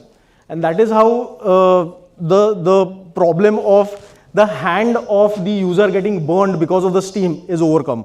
So that was, these two aspects, the off-centered nozzle and the presence of the barrier surface for routing the steam. These two aspects were thought to be the inventive step, and based on which the patent has been granted for this particular invention. So, I mean, these are the two examples that I would be presenting so far as inventions are concerned. Now, I will take just one step behind and make a small declaration here, which is that a lot of people come up to me and say that a patent is granted for something that is high-tech, something that is rocket science. But looking at these, do you think, it's high-tech? These are very smart innovations. And the law does not differentiate between something that is a simple innovation or something that is really rocket science. So please don't feel discouraged to apply for a patent application, even if you feel that it is a small or a simple invention. Maybe that invention is such that it has an aspect of novelty, it has an aspect of inventive step which is done nowhere in the world and for which the patent would be granted. Whether it will be commercializable or not, monetizable or not, that is something that is a part of business strategy, which you will have to, business strategy and business analysis, which you will have to figure out. And I think the next speaker, Mr. Vijay, he is going to speak on that in depth. So that is how it is. Please don't discourage yourself. Even if it is a small invention, go for a patent application. Moving on, the second case study is regarding trademarks and logos. We all know what it is. So a trademark and a logo is protectable under the Trademarks Act, and the validity of the registration is for 10 years, which can be renewed for a further period of 10 years thereafter. Okay. The law recognizes three types of marks. So on your left, you have a word mark, which is a combination of words. On your right, you have a picture mark, which is a pure picture kind of a logo, you can say, and then a combination of both, word come picture mark. So all these three marks are can be registered under the name of the proprietor. The third case study would be concerning registrable industrial designs. So as I mentioned some time back, what is an industrial design? An industrial design is that aspect of an article which has a kind of an aesthetic value, which is new or novel in nature, and which can be sold as an individual article in the market. Which are the different design aspects that can be registered as an industrial design with the patent office. It's on your screen. The article features include a shape, so that it can be a shape of a bottle, a shape of an iron, an air cooler, a flower pot. It can be a configuration, so if at all there are two components and both the components A and B, for example, they are coming together and it is creating an assembly, and the look and the aesthetic value of that assembly is such that it is novel, definitely it can be registered. Third are your patterns. So I gave the example of tire tracks, which helps the tires to achieve a kind of a grip on along the road. You have your ornaments, so your jewelry, your adornments. Then composition of lines, so straight lines, wavy lines on a flower pot or some vessel or some other decorative item. And of course applied colors, so they can be color scheme, they can be shades, they can be color combinations, so on and so forth. So these are some of the article features for which registration as an industrial design is possible. Now here, the article features can be standalone applied on an article, or they can be a combination. So there can be a shape and a configuration in the same article, and both of them together can be a registrable industrial design also. Moving on. So these are some of the examples. So here you see this is a flower pot. This is a registered industrial. I've just randomly picked up some articles for which registration has been allowed by the patent office. This is a flower pot. If you look at the pattern on the face, on the round face of that flower pot, along with the base, there is a slanting base.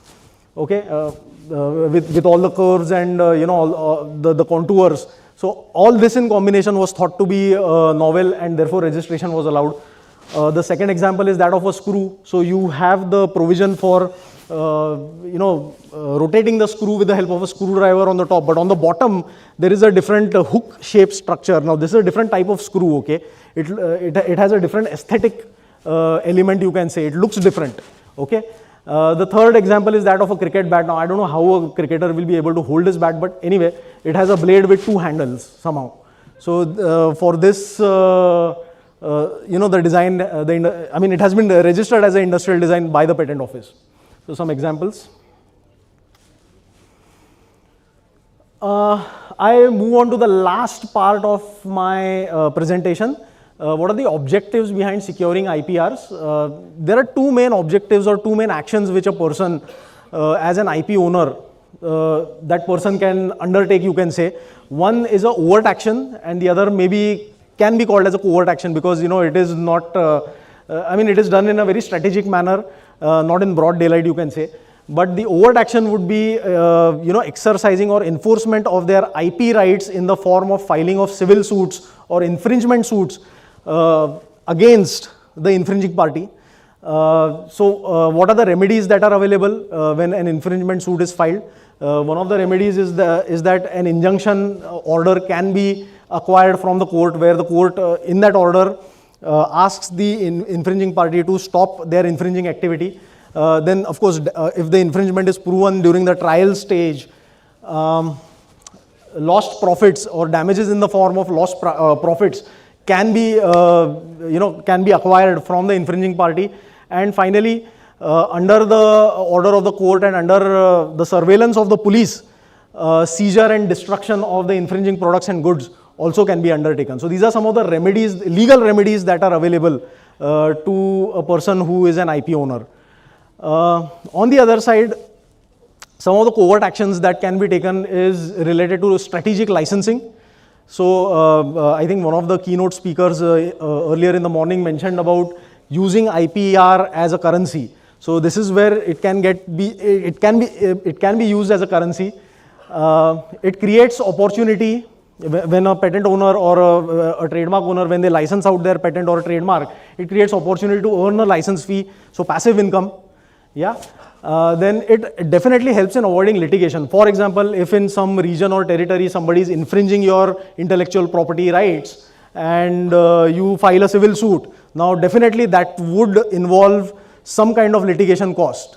Okay, so and those costs are very very heavy, because there is a cost to the attorney, then there are court fees to be paid, so on and so forth, and they can run into lakhs of rupees.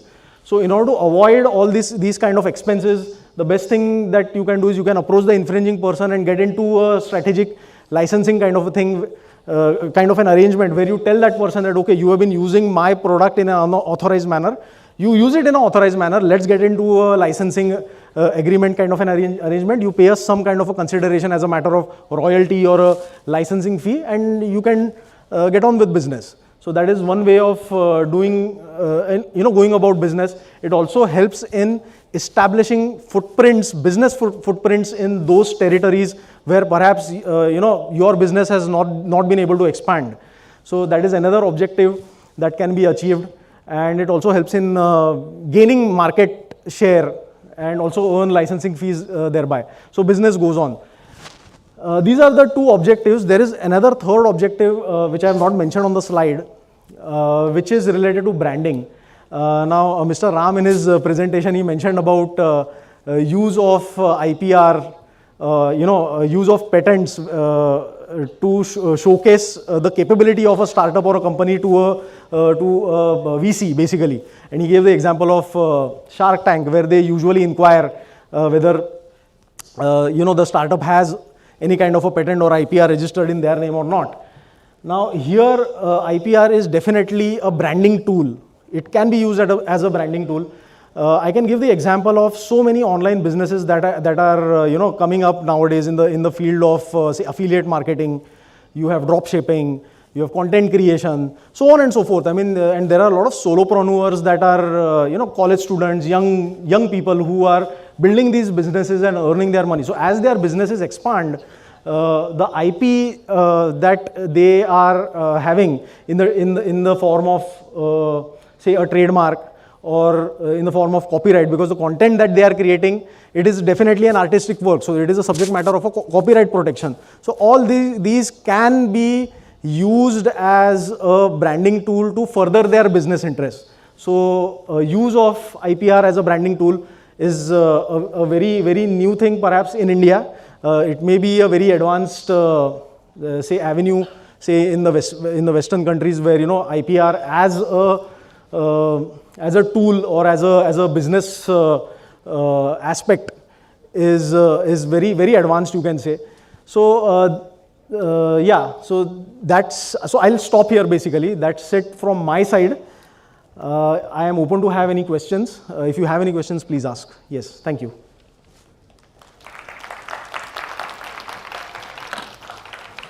Any questions, please? Feeling sleepy? Oh.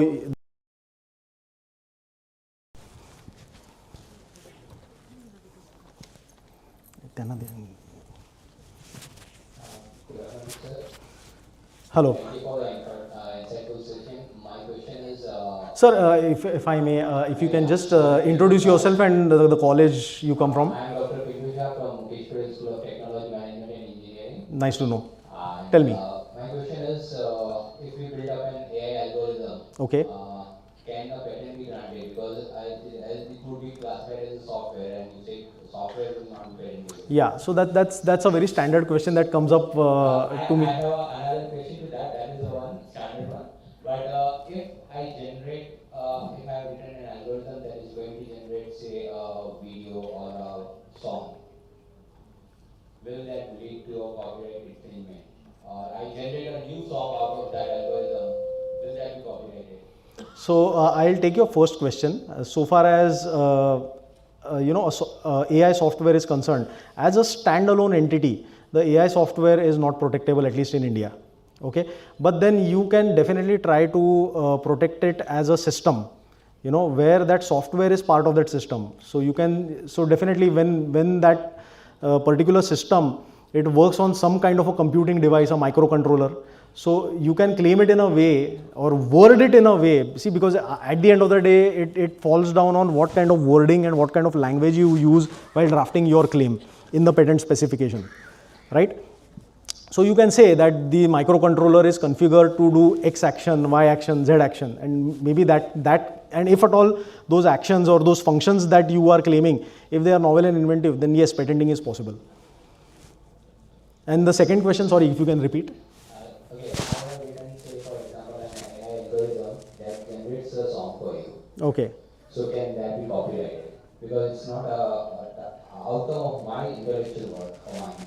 Because if you go by the definition, yes. output of an AI algorithm. But see here, see, this is a very dicey and a very tricky situation. The law, I don't think it is very clear on this particular position as to who is the actual author. But one thing is for sure, who is the owner of that AI? You are the owner. So you have actually used a tool to create something else. Maybe that is the perception that will, or that is the interpretation that will follow, based on which perhaps it will not get into any kind of copyright issues. But that is the general position which we have right now. Yeah. There was a recent case that was filed by Aditya. Okay. There was a company that had built up an algorithm. Okay. And they were able to generate the songs. And I think his voice was used for that. Yeah. Yeah. So you see, this question, while answering this question, I would like to talk about personality rights. Okay. So if you know about the famous case of Anil Kapoor, where he has he has protected his trademark Jhakas, whatever tagline it is, or Mr. Jackie Shroff, the Bidu tagline which he always uses. So that is falling in the realm of personality rights. So if it is infringing those rights of a particular, say, performer or artist, then perhaps yes, you are infringing. Okay. Yeah. Thank you. Welcome. Any more questions, please? Yes.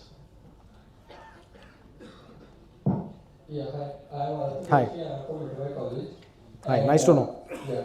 So my biggest question was that if we identify that there has been a breach of IPR anywhere, right? So what is the basic procedure for a normal human being to actually complain for that? Because we see a lot of products which are actually copied from the actual patented product, but there are not really multiple provisions which are easy for a common man to file for the same. So what are common men supposed to do to protect any other company's IP? So first and foremost, you said that you should have a patent granted in your name for that technology. Okay. Second thing is you will have to do a thorough analysis of whatever is available in the market, whatever features are available in that product, whether those features are part of the claim for which the patent has been granted. So that claim to product analysis has to be done. Once that is, sorry, you want to say something? No, please. Yeah, so once that scrutiny is established, once you have established that okay, there is an infringement based on that analysis, then the next option is to locate the source of those infringing products. If you have come to know from where those products are coming or originating, you can say, then you start off with sending a legal notice through your lawyer. See, because so far as legal remedy is concerned, the only remedy which a common man, as you said, has is filing a civil suit, filing an infringement suit against the infringer. I mean, you cannot point a gun, right? That's not legal. So the only legal remedy you have is filing a civil suit. And then once you send the legal notice, then you can get a reply from their side. If you don't get a reply, then you file the suit, the notice of motion before the High Court, and then get an ad interim order, so on and so forth. Yeah. Correct. And that leads to the follow-up question of mine that it is very easy to have a loophole in any kind of patent. Like the patent can very easily be replicated while not going against the law. So what are people supposed to do in those cases? As you mentioned, the process patent, for example. So people can take a process patent and tweak it in a manner that it will become their own IP. Is that something that... But that is purely legal. That is how scientific temper works, right? The sole purpose of the patent regime is enhancement of science. So you have created a particular process. Somebody else takes that process and builds on that. You can't stop that person from building that, right? So that's his invention then. Okay. So if you feel that your process has been the basis on which something else has been built, you can definitely try to get into a cross-licensing arrangement, where you license out his invention and you give a license. So both of you get to beneficially use each other's invention. Okay. Yeah. Thank you. Okay. I'll take your leave. I think I have exhausted my time, and thank you very much for being a great audience. Thank you. Can I take this? Can I take this one?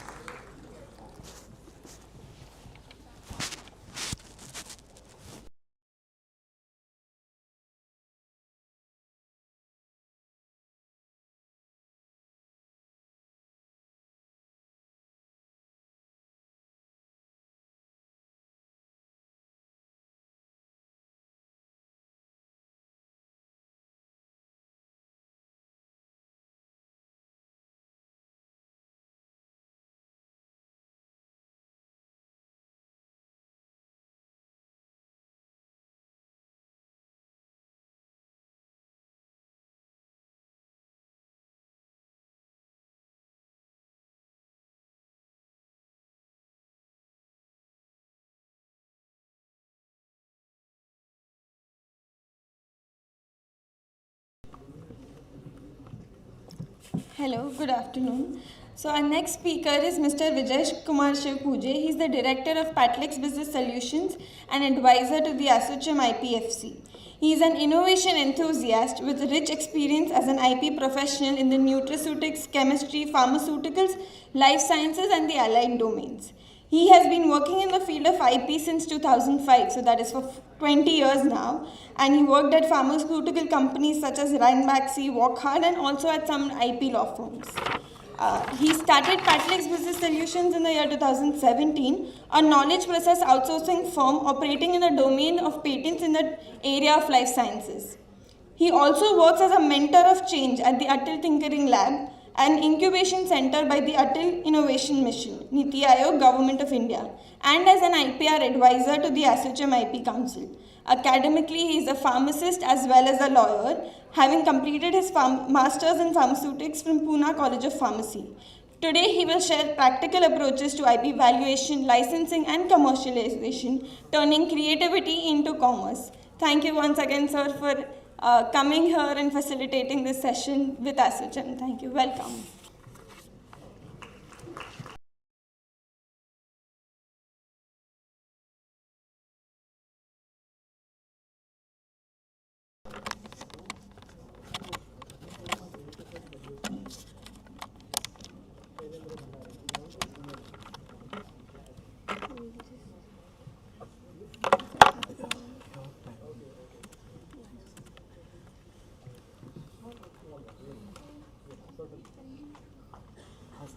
That's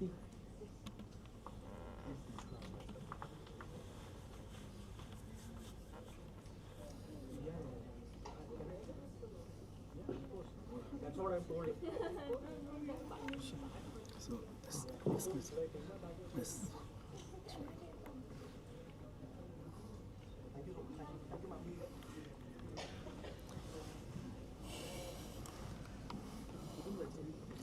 Hi, good afternoon. I feel privileged to be here. Thank you so much, SVKM. Thank you so much, NMIMS University, for allowing ASSOCHAM to conduct this particular program here. I have a special association with the SVKM or NMIMS. Also, it's a privileged moment for me today because on one side, I have one of my teachers, Dr. Suvakanta Das. He taught me actually when I was studying. And also, I have a couple of my students on the other side, Hasti and Apurva, whom I have taught in last few years about patents. My job is a bit difficult, reason being, of course, this is the last session. I'm in between you and lunch as well. Lastly, my job is also difficult because since morning, everyone, or the first session we spoke about is commercializing actually. We have a lot of IP here and how to actually monetize it, how to commercialize it basically. And where are we lagging? In the very first session, we had this mention about, okay, we have these many IPs, but unfortunately, none of them is commercialized as such, right? And as this slide, everyone can correlate to every scientist, everyone, as Funsuk Wangdu, needs some Chatur Ramlingam, or maybe someone like Ram who can help them to sign that, the so-called $1 million deal that we spoke about, which turned into $1 billion actually as we moved ahead. But also beyond this, I'm also happy to see a lot of Gen Zs here. Any Gen Zs here? Yes? Okay. Gen Zs say one thing, and that is very crucial about commercialization, as I have a couple of my employees and interns as well coming from these Gen Z and one of them, of course, Anushka is a Mithibai student, so that's like a special association again. The Gen Zs say, जो दिखता है वो बिकता है. Am I correct? Yes? So why are we not able to sell the technologies that we have then? But then as a millennial or most of your professors or mentors would say, okay, let the product work first.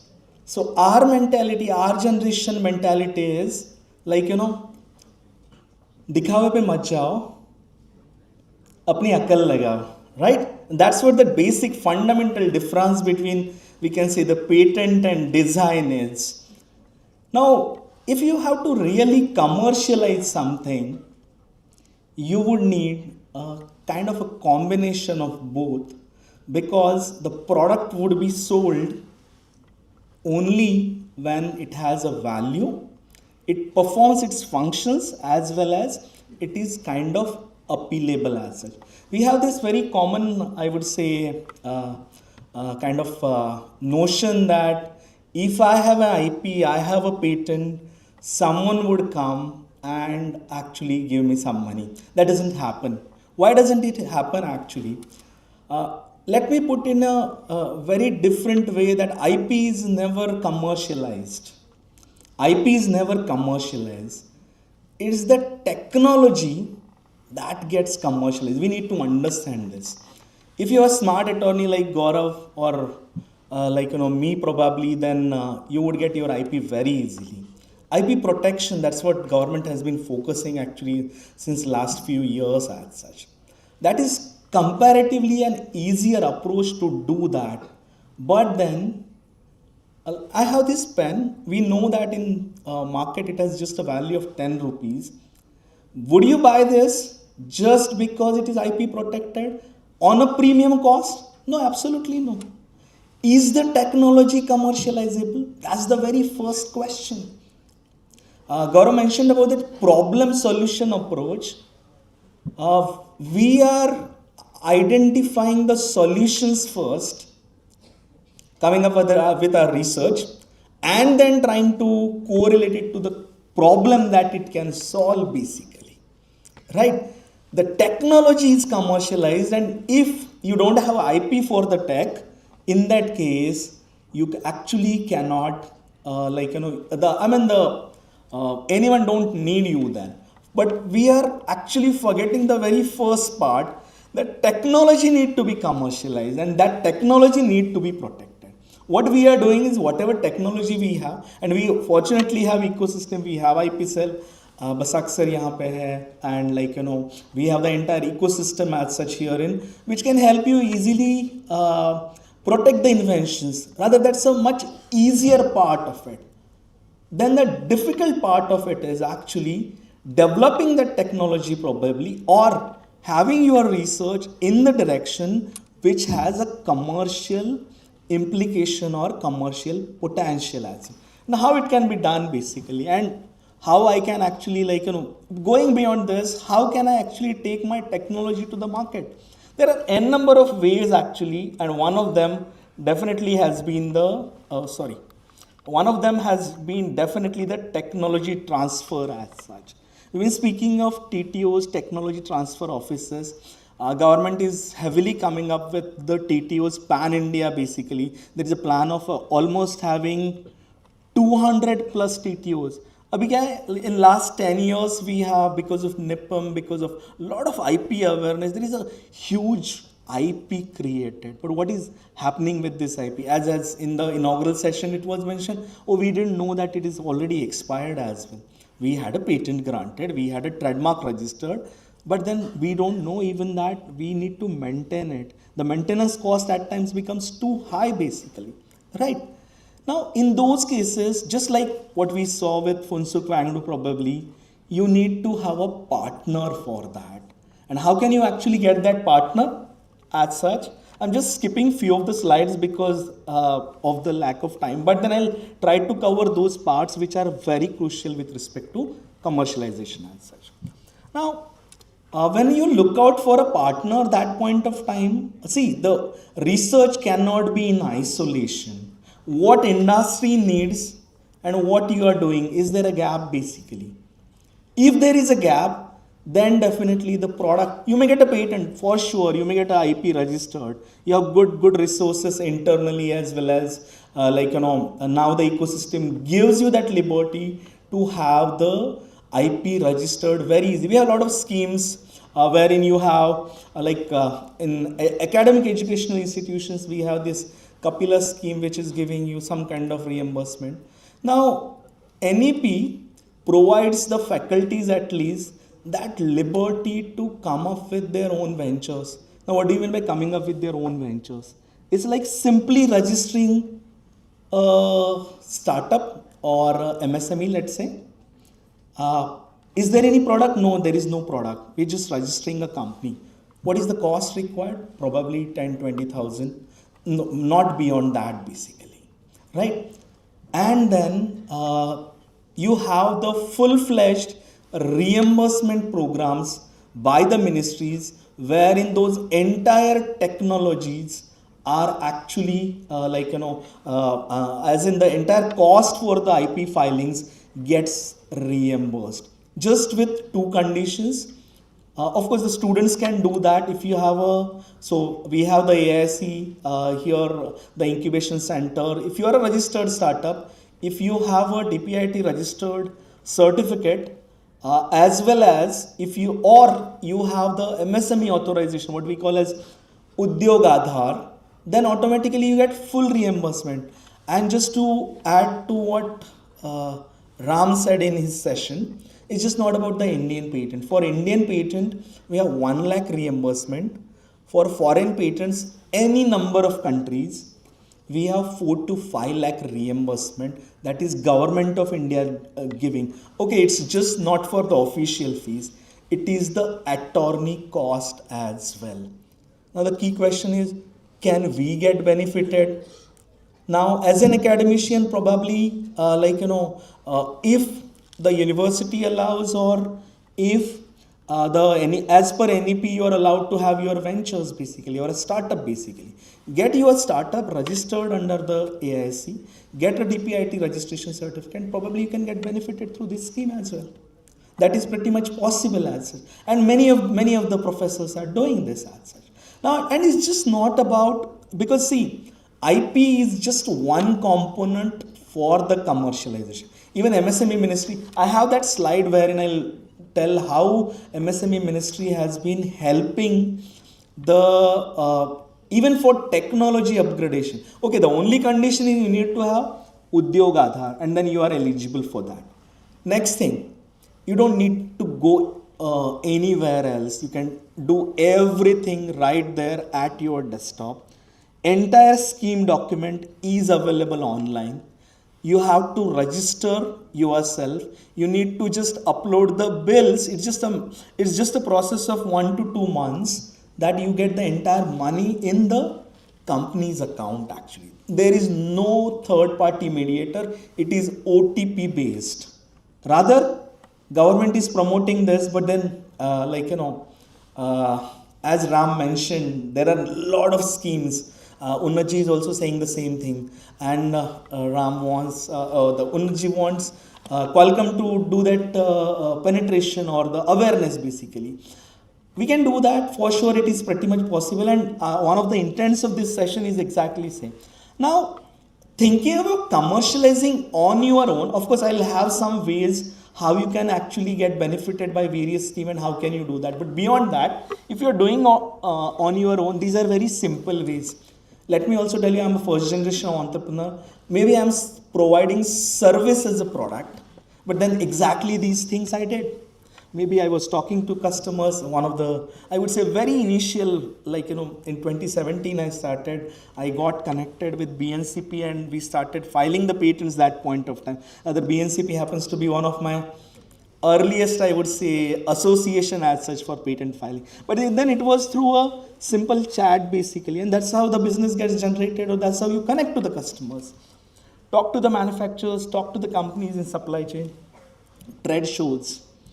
Honestly, we have the largest number of trade shows in India actually happening around us. We have the BKC, we have the Geo, as well as we have the Bombay Exhibition Center as well. As an organization, we have been kind of making sure every month or every second month we are visiting one of these trade shows. Most of them are completely free to access actually. For students, it adds a lot of value actually. Because they also come to know about the, I would say, the technologies as well. And this is how it moves ahead. You need to understand how is the ecosystem if you really want to take the product ahead as well. And nowadays, we have these Food Vista, nutritional, NutriThink, of the pharma. Of course, there are a lot of pharma kind of events as well that are happening. So there are specific target-oriented exhibitions happening, which makes a lot of value for your kind of product or technology, basically, right?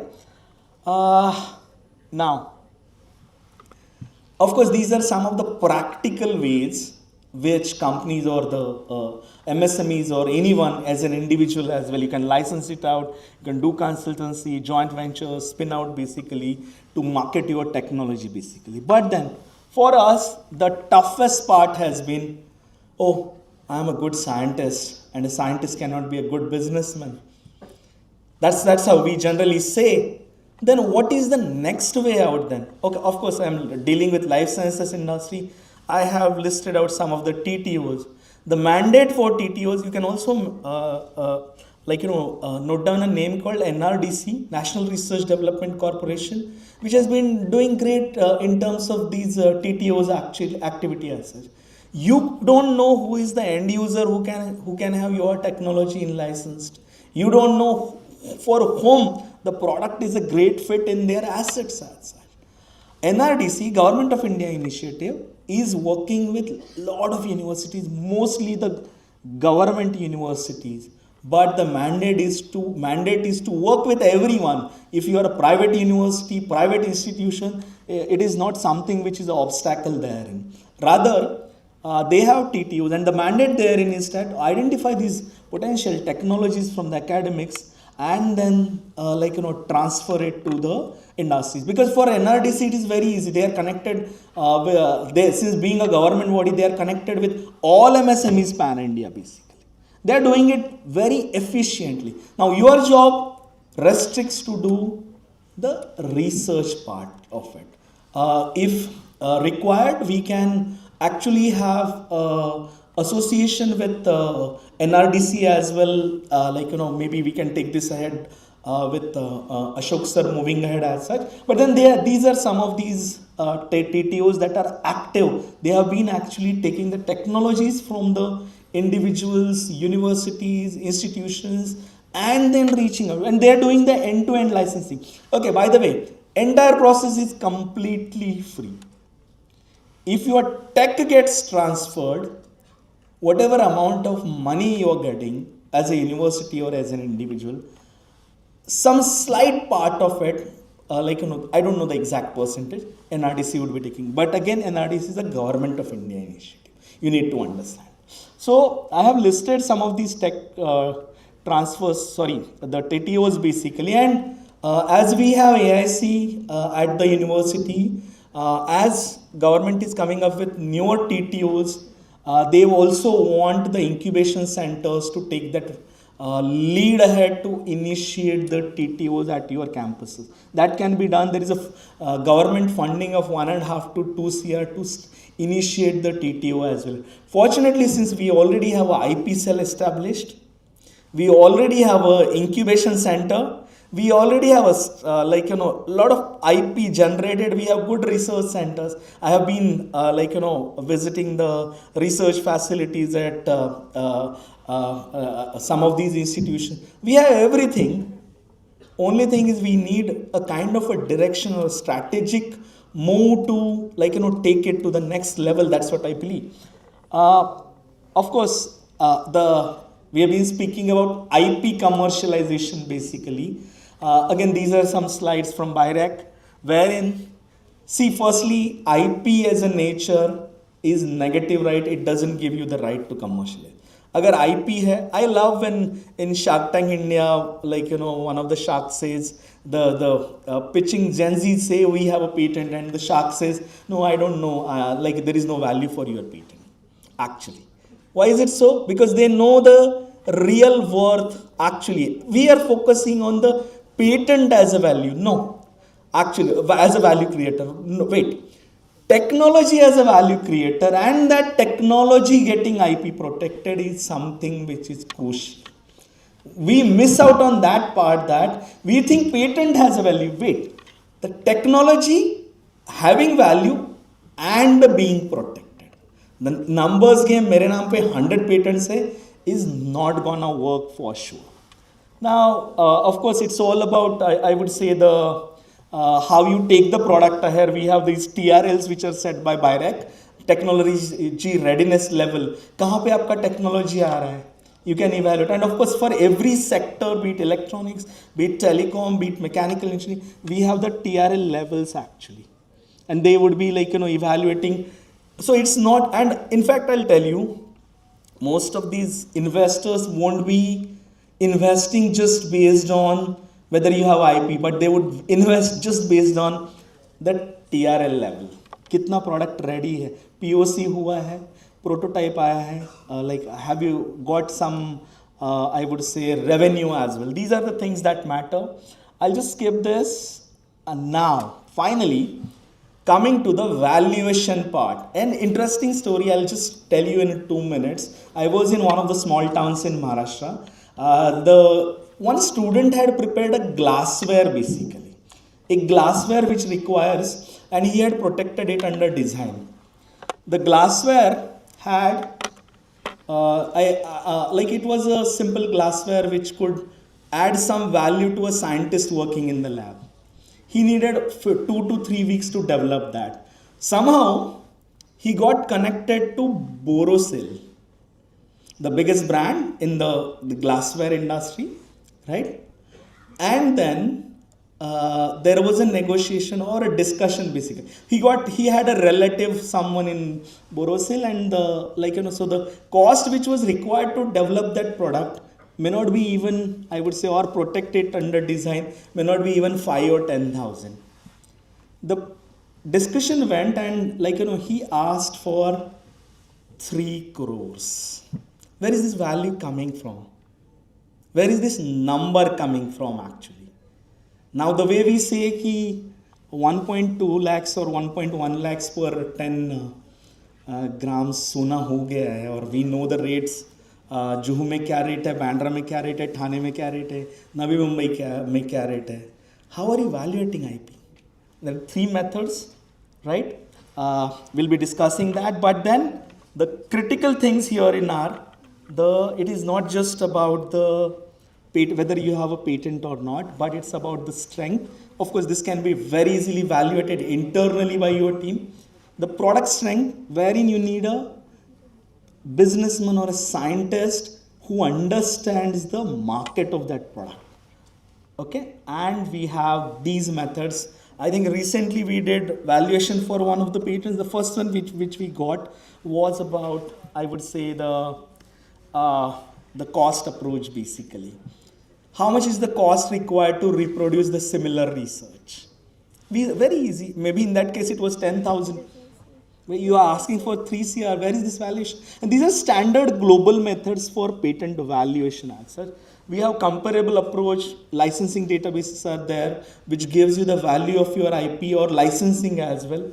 Cost approach, and finally income. When we say income, if the product is commercialized, how much is the actually income that can be generated on your own. So of course these are scientific methods. There is some kind of accounting practices that are also required here. I'll just skip this because this is more theoretical. Of course, the methods have their loopholes, and every method doesn't fit into every kind of technology or invention. In fact, from the same department, maybe for drug discovery it's different, and for drug delivery the method may be different and the value would also be different. I'm gonna end my session on few slides. Of course, I would also like to take some questions ahead, but then I'm gonna end my sessions on few slides which is giving about the MSME innovative scheme basically, wherein we have these 3 components: incubation, design, and IP. As I said, IP alone cannot be used as I would say, the thing for the commercialization basically. So MSME department had these 3 schemes. They have integrated into one now, and under MSME innovative component, you can actually select any of these and you get some funds. These funds are like even for technology upgradation they are providing, and there is no equity taken by the government. These are the funds completely given without any interest to the MSMEs as such. We also have this is the scheme I was speaking about, wherein the IP component gets fully reimbursed basically up to 5 lakh for the foreign patent basically. And recently they have also come with MSME skip scheme. This is the last slide I have. This is the scheme I am speaking about, wherein SKIP, which is MSME support for commercialization of IP. Now, government is taking initiative. They are registering these, I would say, the tech transfer offices, or they are actually giving funding for tech transfer offices as well. So this is, just to conclude, this is what ASSOCHAM has been doing actually with respect to IP portfolio management, IP pre-diagnostic, capacity building, commercialization, awareness, analytics, registration, and policy strategy. Being involved with a lot of universities, so ASSOCHAM has a big advantage of working with the industries, the startups, MSMEs, government, and the academic institution, universities simultaneously. Oh, that's it from my end. I have been told that I have to finish before 1. I'm right here at 12:58. If I can take any one question, yes, please. Want me to take questions? I think we have just one question we'll take. Yeah.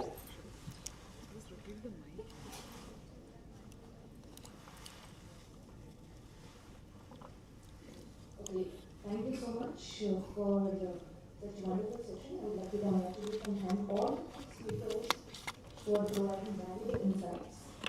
My question was to Mr. Fadnis, as well as Vijay. Because as he rightly said, his association with our organization has been more than 10 years now, with the NCP especially. So one question was with respect to PCT. And when you want to go for global patent, it's really difficult to have a patent globally, considering the cost. So in that case, how to protect your invention, although you, after PCT, you go only for domestic patent, only in India. And for Vijay, the second question is, that was a very interesting slide. You talked about different TRL levels. So at what level it's appropriate to pitch an investor? Thank you so much. I'll answer the second one first and then hand it over to Gaurav actually. So honestly speaking, as far as if you're looking from pharma side, or the life sciences side, honestly speaking, it's very difficult to license the technology. Reason being that you need a lot of funds actually from the lab to the end market. And if it's a drug discovery, you can't move beyond a level basically, right? Because you can't do POs, you can't go into clinic basically. It's not possible per se, right? Now, but I would say, so there is some statistics which says that if it is TRL level 6 above, then there is a 85% chance of getting the product for sure going into market. But then reaching TRL 6 is, I think scientifically, it's comparatively difficult answer. As far as the PCT thing is concerned, of course, I'll allow Gaurav to answer, but then just one thing is that the fees for academic institution is reduced only in India. When you go for PCT, then it's like a huge cost basically. So one way we actually suggest to clients is that, of course, the university has to allow it. You file an application with the individual name, you file a PCT later, as an individual, so you have a 90% fees reduction. At a later stage, once you are done with the national phases and everything, maybe in India, it just needs a very small cost. You shift that to your university as a assignment basically. That may be the one. Gaurav, you would like to answer? Yeah, thank you. I won't correct you here. There is nothing like a global patent, because a patent right or any kind of IP right is a territorial right. So you have a Indian patent, you have a US patent, Canadian patent, so on and so forth. So there is nothing like global patent. So far as the PCT is concerned, the PCT route, you can say, is a route where you file an international application to the WIPO, World Intellectual Property Organization, and your international application is processed up till a certain stage. Once it reaches that particular point, from that point you have to file national applications, which we call as national phase applications, in whichever country in which, wherever you want to enter. So that is the general process. So far as the costs are concerned, like Vijay has mentioned some aspects about reduction of cost for educational institutes, but from a commercial perspective, it makes business sense to go through the PCT route, or at least that's what we advise to our clients. Only and only if you are targeting at least 5 countries or more. If it is less than 5 countries, okay, then there is another route which is called as a convention route, where you within 12 months of filing the patent application in India, within 12 months you can file a direct patent application to whichever country, say the USPTO, the Canadian Patent Office, so on and so forth. So that becomes economical. But then again, that's a business call that you have to take as an establishment. In how many countries you want to go ahead? That would be my response. Thank you. Thank you so much. We are running short of time. Of course, we are available for if there are any specific questions in which. Thank you.